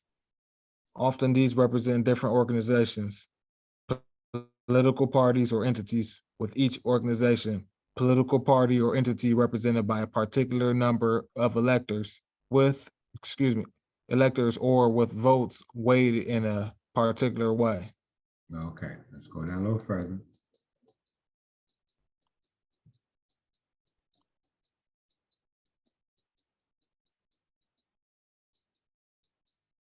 Um, There you go, United States, read that.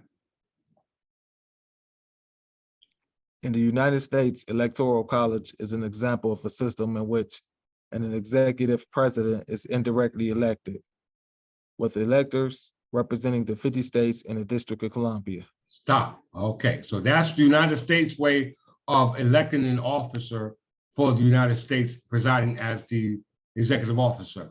Prior to that, they were called Archbishops of Canterbury or Bishops of London that were subject to that what we call the Church of England. Because you know, George Washington's grandfather was Lawrence Washington, and he was the rector of the Church of England. We already been through that. Lawrence Washington and John Washington, all descended were all the predecessors of George Washington under the family crest of Washington, which is a title of nobility which presidents are not supposed to have according to the Constitution. Everybody can agree. So now that takes us to elective monarchy, because if George Washington was the 14th Chancellor of William and Mary College, and that was named after a monarch, and these monarchs were considered kings or queens, then that automatically takes you to the term elective monarchy. Let's read that.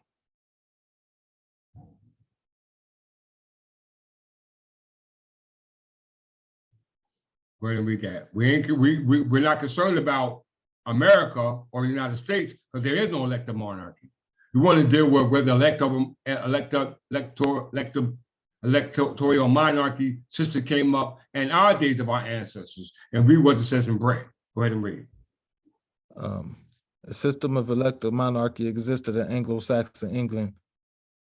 John of England was chosen as King of England by a council of nobles and royal advisors at the death of his brother Richard I in 1199, because the heir by strict primogeniture, Arthur of Brittany, was a child at that time. This affirmed the principle of elective monarchy. Stop. Okay, we talked about this. Archbishop, you mind explaining that real quick to them? Who, Arthur of Brittany? Yes. and dealing with, this goes into what we call just ingredients and just soil.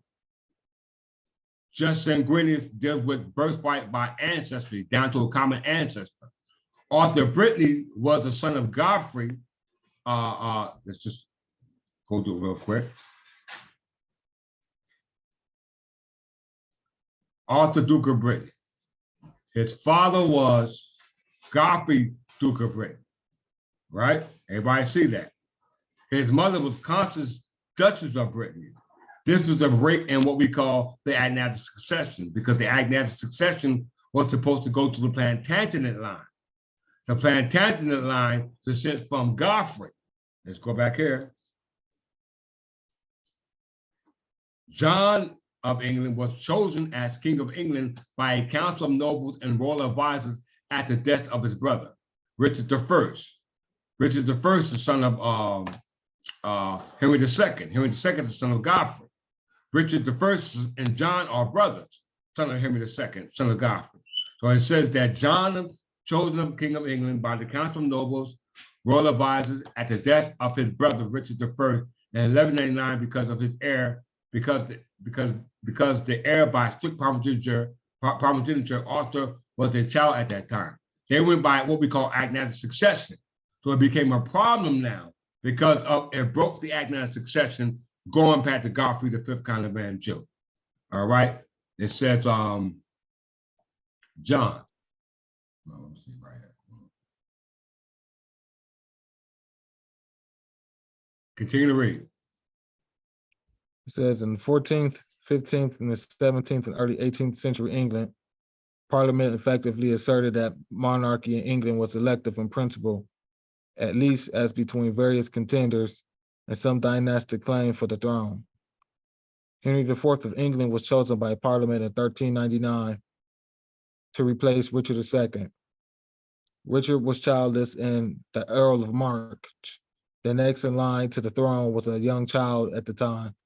So Parliament bypassed him in favor of Henry, who had led a revolt against Richard. Parliament also confirmed depositions during the Wars of the Roses, as well as Henry VIII's settlements of the crown. During the exclusion crisis, King Charles II strongly opposed any such idea. Following the Glorious Revolution, Parliament enacted the Act of Succession, whose effect was to disinherit the Stuarts and replace them by the Hanoverians, whose dynastic claim was far more remote. William III and Mary II was chosen by the Parliament to replace James II. Mary was James' daughter, William was James' nephew, and William and Mary were succeeded by Mary's younger sister, Anne. Parliament passed laws in the late 17th and early 18th centuries, which explicitly excluded Catholics, and thus the male descendants of James II from the order of succession. The Succession to the Crown Act 2013 replaced male preference primogeniture with absolute primogeniture and ended disqualification of a person who married a Roman Catholic from succession. All right. So as we can see, the elective monarchy went on all the way from the time of Godfrey of Brittany and all the way up to William and Mary of Orange. And that ended with the order of succession of 1707. 1701, the Bill of Rights, right, in the Act of Settlement of 1701, of who would inherit the throne. All right, of who would inherit the throne. So we see that what we have now is electoral monarch. It came from an elective monarch as a breach in the agnatic succession that actually established from a hereditary monarchy, which we see here, which was here when Godfrey was here. So let's look at a hereditary monarch. And that will be coming closing, and we'll bring it to question and answer time. Read that.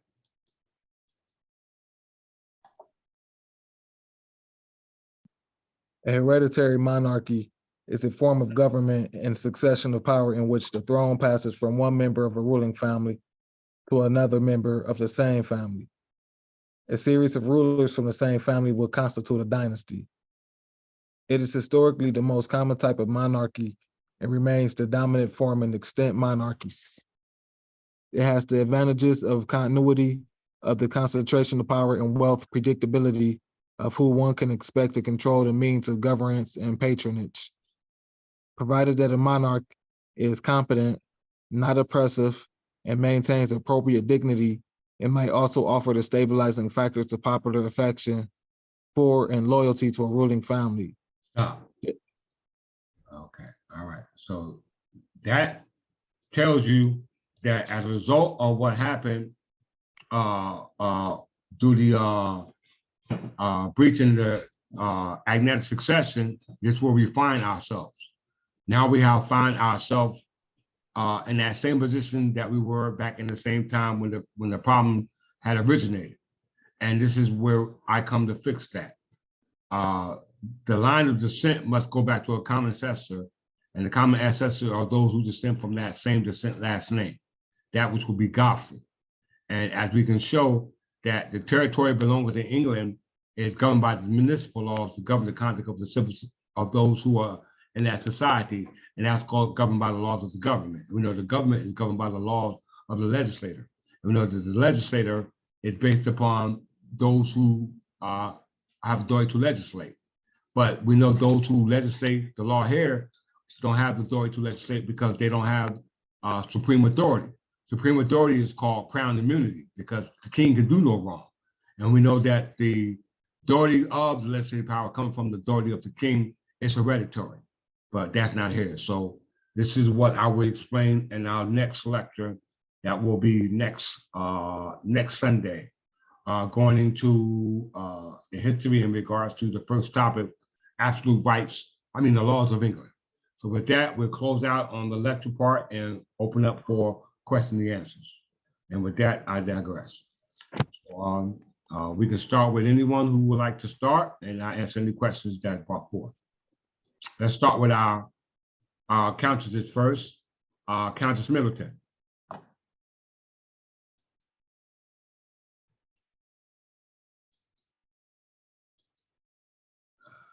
Yes, King. It's really fascinating. It's Could you actually speak a little beyond louder, fascinating. please? Sure. Can you hear me better now? Yes. Okay.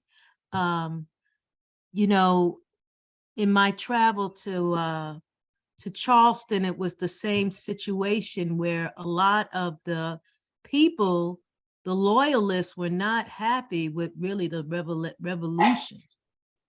It was there was a lot of infighting. There was a lot of problems. Caused a lot of problems, particularly with the church and the church, the Anglican churches there. And now that I see that you pointed out that that the whole thing was really fraudulent, that they just kind of went along and tried to push this through, it just verifies what I saw documented in the Charleston Museum. When you really take your time and look at what was actually happening. I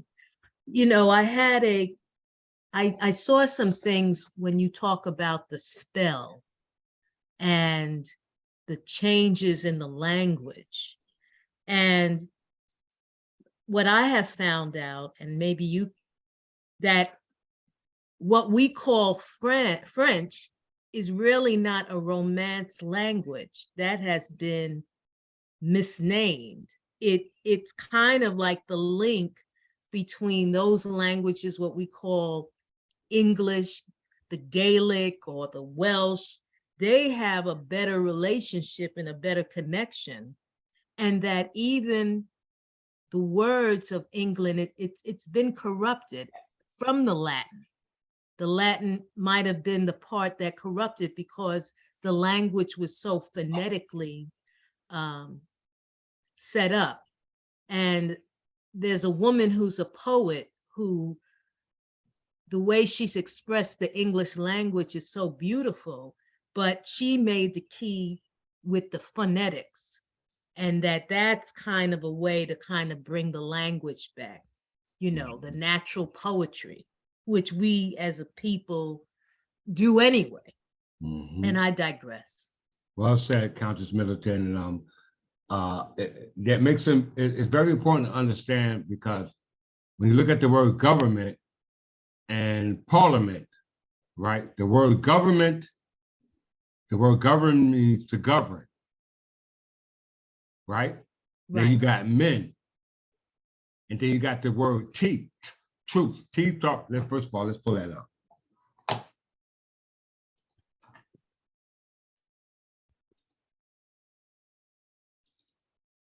Just to bring some clarity to letter T.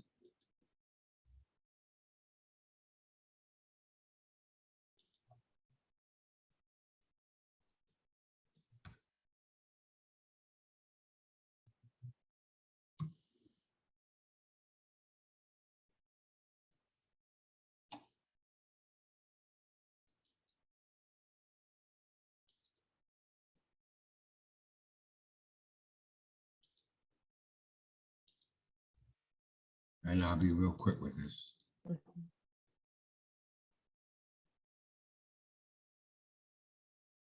As you can see, the letter T. T is the 12th, 20th letter in the Latin alphabet, used in the modern English alphabet. The alphabet of other Western European languages and other worldwide is named in the English as T. Plural T's. It is worldwide.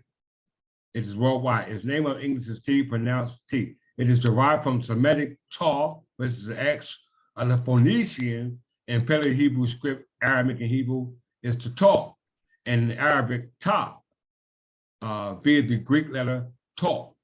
English is most commonly used to represent the voiceless alveolar plosive, a sound. It is the notes to international phonic alphabet. It is the most commonly used consonant and the second most commonly used letter in the English language. What's important is that,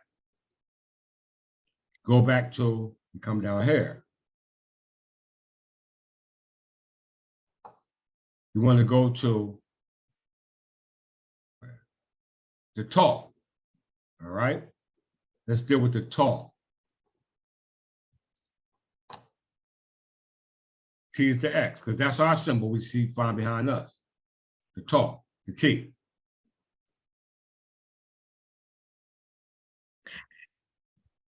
And the If reason I why I'm may, saying, go ahead. if I may add, I have did some study about a lot of the origins of the letters are actually astrological. So the letter T corresponds to Leo, Line. which would the lion and the king and the ruler.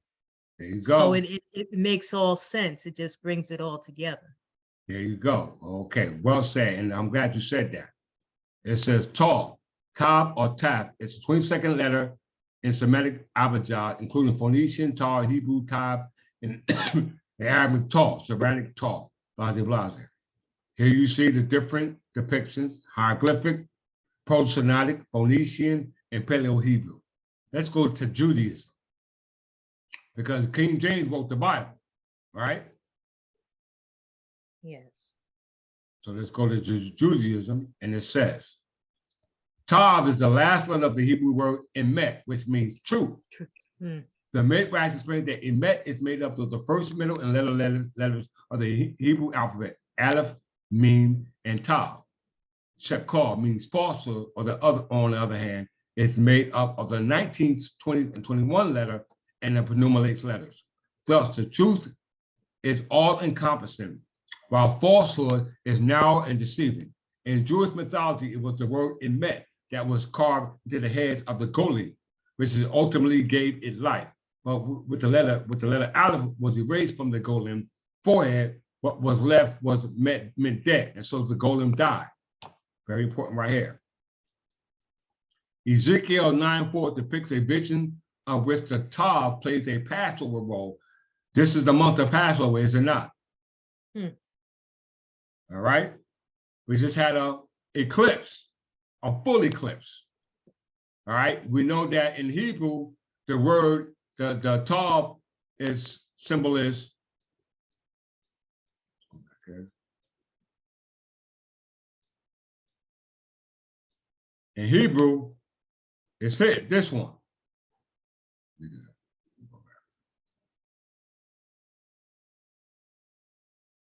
Okay, Hebrew. Tav is like this. So let's go to Judaism, back to Judaism. It says, Ezekiel 9:4 depicts a vision in which the child plays a pastoral role similar to the blood on the lintel and the doorpost of the Hebrew home in Egypt. In Ezekiel's vision, the Lord has his angels separate the demographic wheat from the chaff by going through Jerusalem, the capital city of ancient Israel, and inscribing a mark, a tile upon the foreheads of the men that sigh, that cry for the abomination that be done in the midst thereof.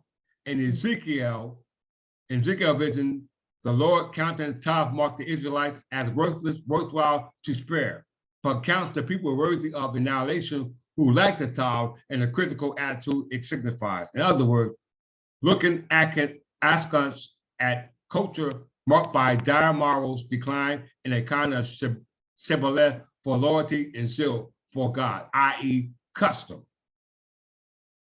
Everybody understand? Yes. So when you go back to the abstract, you're dealing with the Hebrew story. But when you're dealing with the concrete, we know you're dealing with, let me go back here right quick. We are Anglo-Saxon Berbers. And now go to the next question. So let's go to the Tifna, because we know the T means Tav and the Tav means X.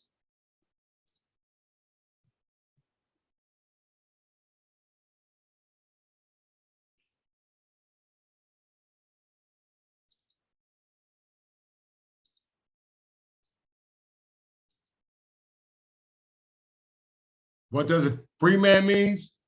A Berber, and Berber means free man.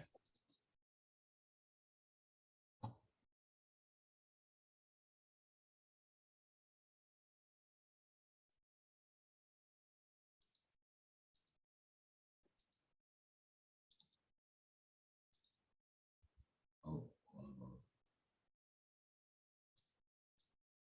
I'm sorry, I'm gonna see the wrong one. Stop share.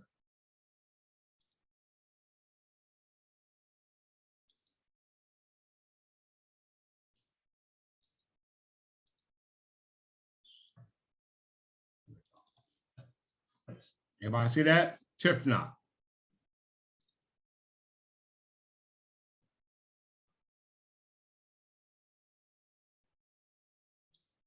Now this is a Berber sign, Z. Everybody see that?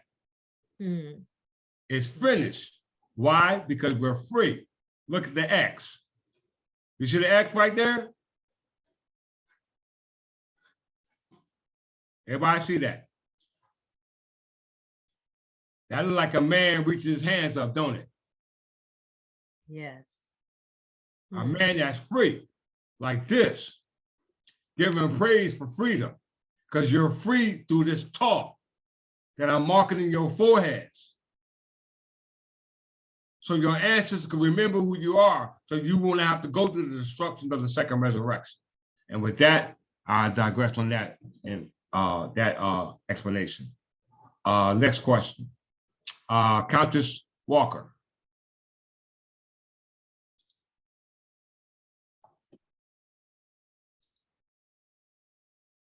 Countess Walker.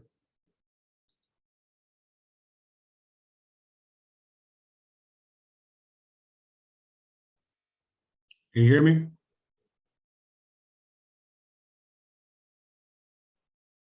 Still waiting before you come on. I know you was locked out. Hopefully you got back in. Okay, I like to go with the Countess first. If not, I'll come back to you when you're able to respond. Let's go to Brother Burgess. Greetings, King. Greetings, Snowball.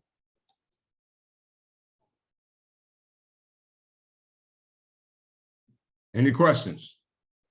I'm not. I don't have one at this time. I'm just listening to you. You sure? I'm sure. Anything need to be explained what was said today? I pretty much got a grasp of everything. Okay. Countess Middleton, everything was clear to you today as well?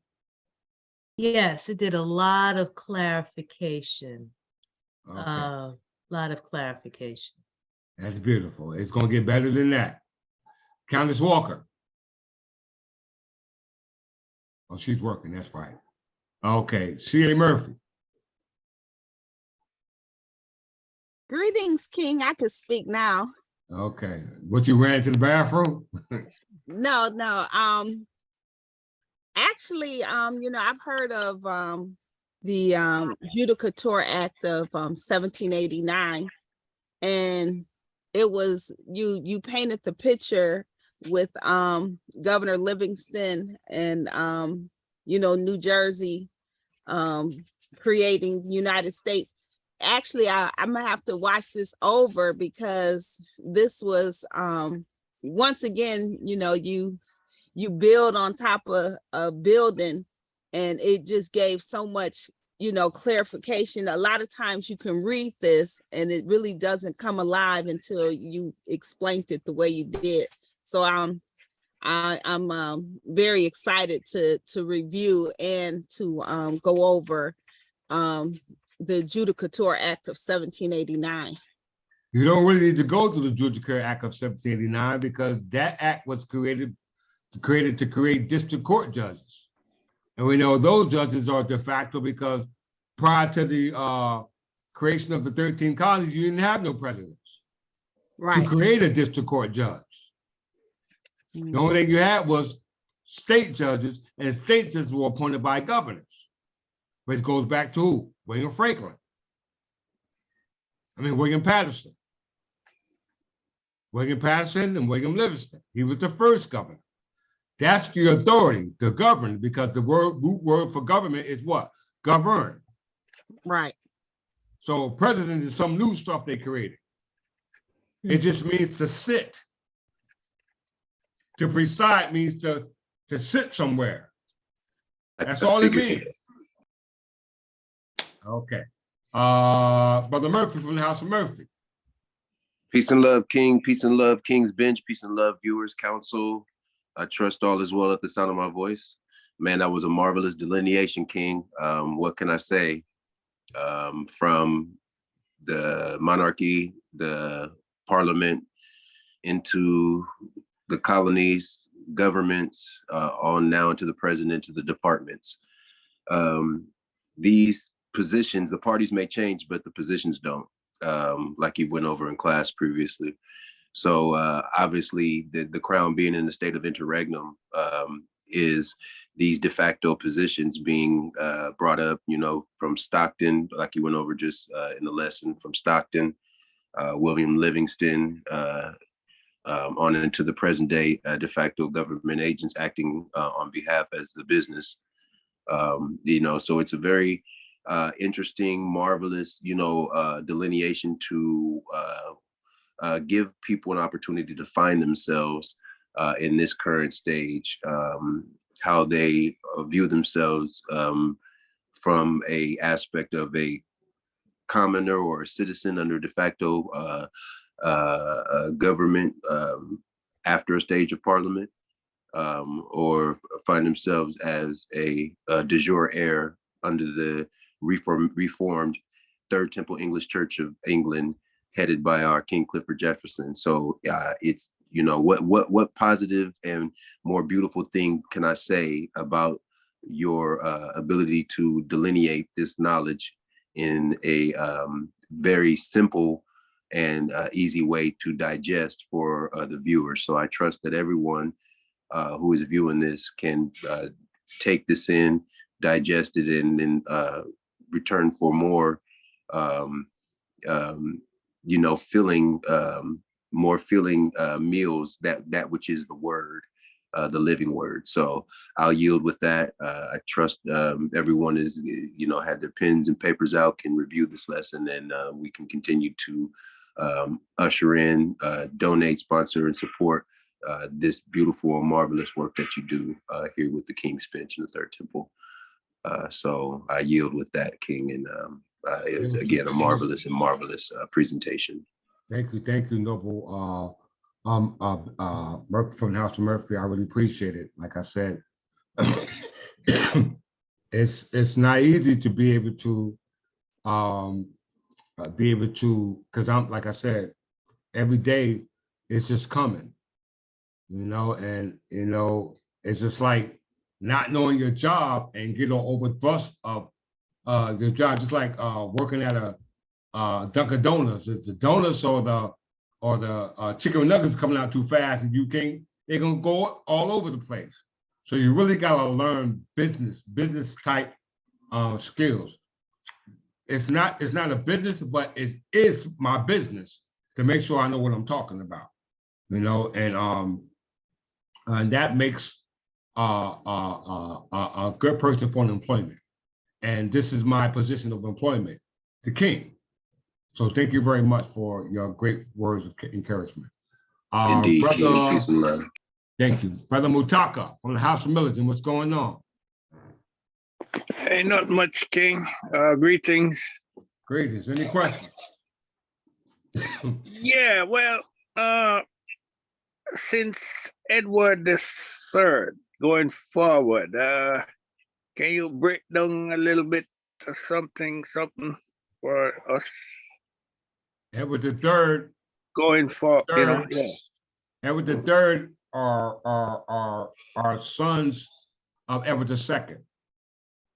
Edward III and Edward II are the result of what we call the elective monarchy.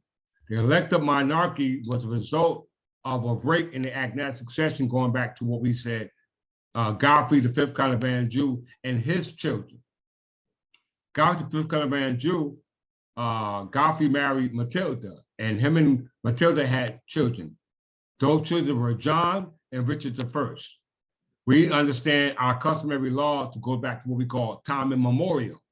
And time immemorial is where memories of the mind of the custom runs not contrary to that, to your memory.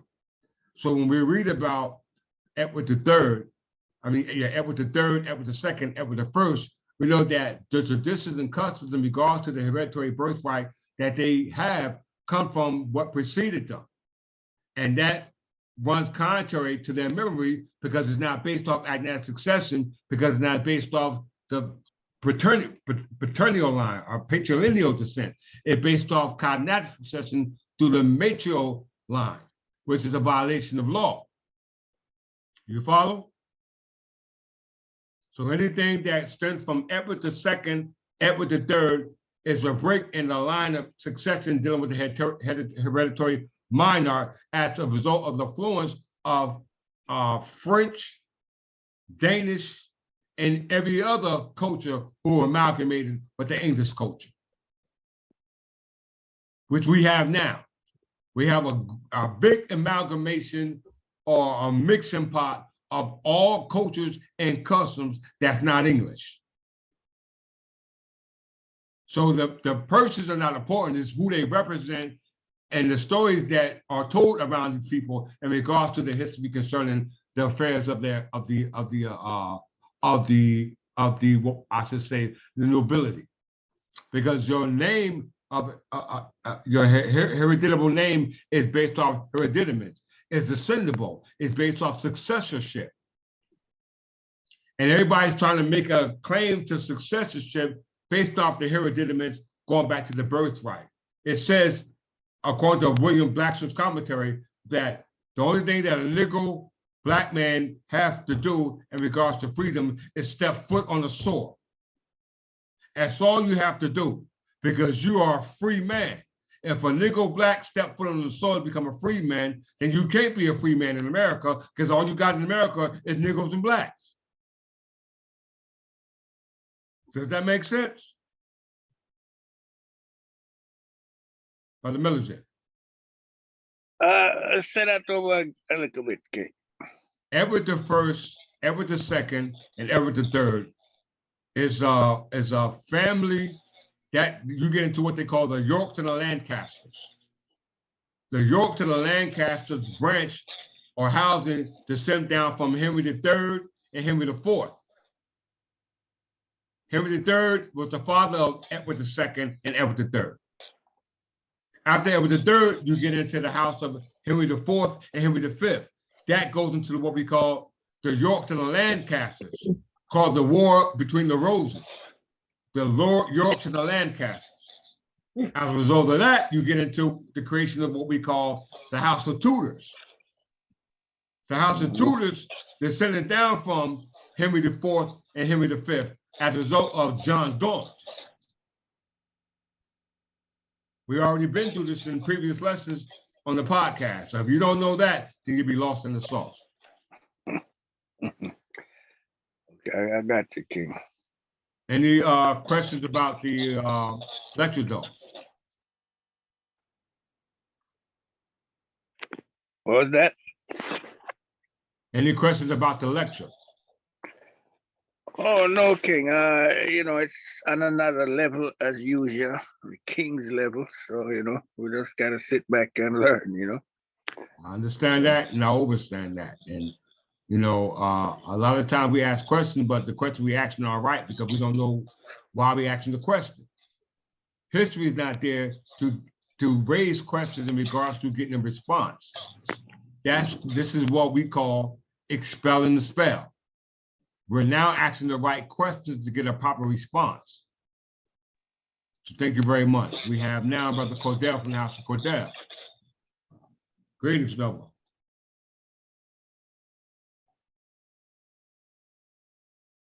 You there, Noble? Okay, Archbishop, you got the last word. Archbishop. Okay, you must be detained. So with that, if anybody have anything else to say, I'll see you on my next lecture, which will be part 2.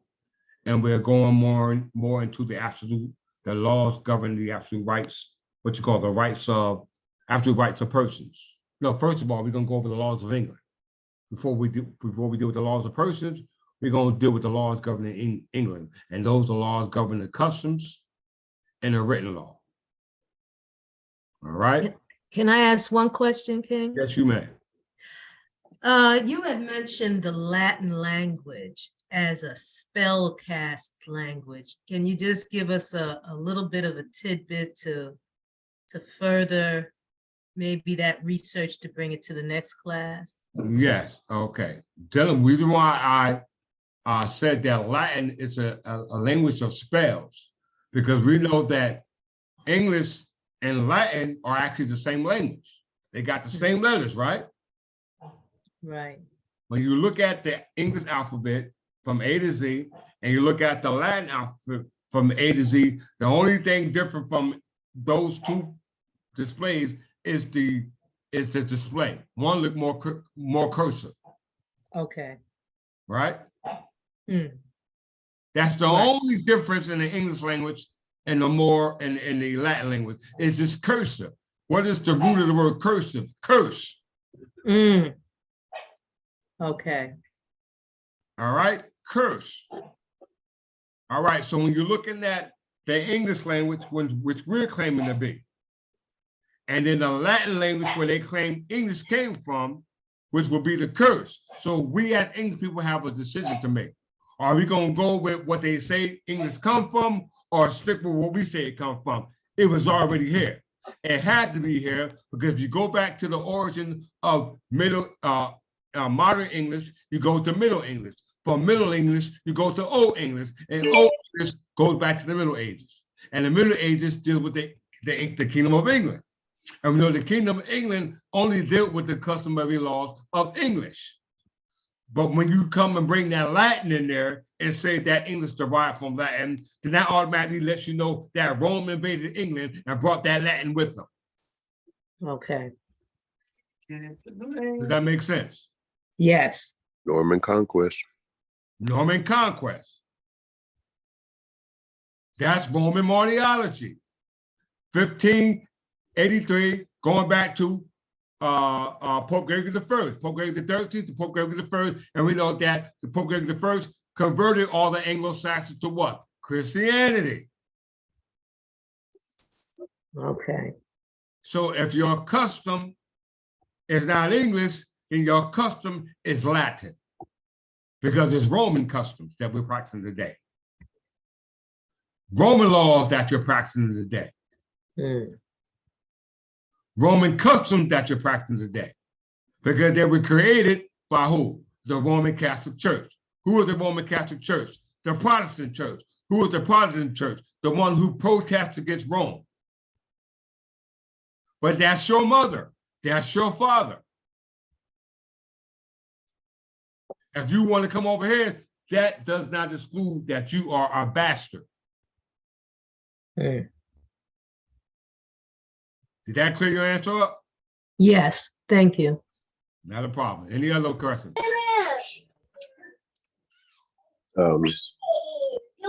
For- I know I got some questions. Come on, y'all. Look, King, I can't, it's too juicy. It's like, look, I don't want to get in on the denizens over here. Remember, the denizens is here by operation of law. I am trying to implement their customs and cultures here in a stateless place called America. So, the King is broken. Listen it what down you on said. They're trying to implement their customs and tradition here in America. And it's not even written in law. Hmm. You just practice something that the law don't even validate. And law is written and customary. The first one that's customary didn't come written. How the hell did you get to the first one without the written being here? Because you're not indigenous to this land. If you're indigenous to this land, based off the law of the land, then the origin of that law of the land should be first customary, where the mind was not contrary to that custom. If time and the mind was contrary to that custom, then there's no custom at all. It's just nothing more than a costume.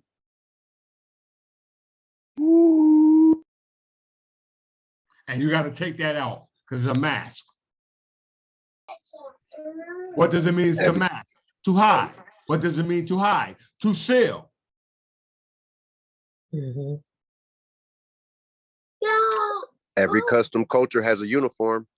Yes, sir. What uniform you got? Uniform means to be what? Informed. Don't uniform means informed? Yes. Unity means one.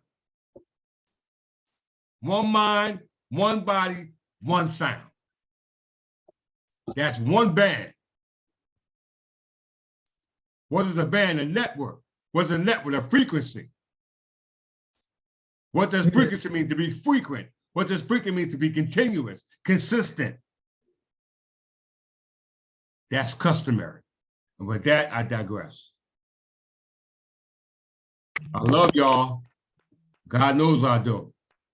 But for the sake of my children, I gotta do what I gotta do. No one in this world have explained something so simple to you that seems so hard. No one. You can't even question it. You can't even dispute it if you try. If the founding fathers, if those, what they say, dead man can't tell tales, that's a lie. Hmm. They're telling on themselves right now.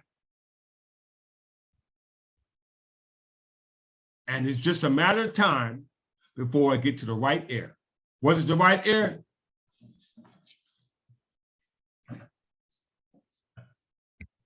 The district court. Hmm. Writ of habeas corpus. Produce the body. That's what that is. A writ of habeas corpus. Yeah.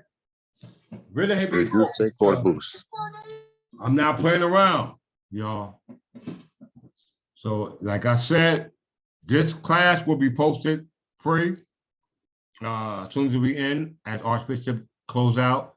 But every other class will be, as I said, $10 to view, $25 to be able to ask questions.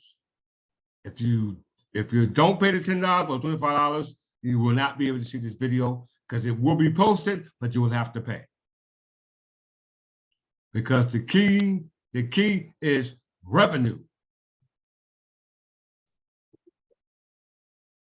Revenue. Mhm. I need to sustain myself. to do this great work. Ain't nobody else doing it. They living in a lap of luxury. And we funding that. But tell them to put this work in like I'm doing and see what you get. So with that, I'll see y'all all in the next meeting. You'll be informed. Archbishop, be there? Archbishop. Apparently he's not. So all y'all, see y'all next Sunday, okay? All right. Peace and Very love, good, King. King. Thank you Peace so and much. love. Peace and All right, love. so y'all can agree this was an excellent video, am I right? Absolutely. Indeed. Yes, Have you ever Definitely. heard of video so concrete? No, not at all. not at all. I don't want the props. Give the props to your ancestors. That's who you're giving it to. I'm asking questions for them, not for me. Because if I can interpret it like they gave it to me, then I'll be in the same position y'all in. Fools teaching fools. And you can only fool one person, fool a person. You're gonna fool people with this. You can fool a person some of the time, not all of the time. A fool only falls for the trick one time. If you fall for the trick 2 times, 3 times, then you just deserve to be a fool. And God didn't raise no fools. All right. So with that, I love you all. Thanks for tuning in.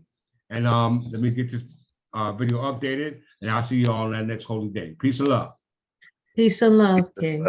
Peace and love, King.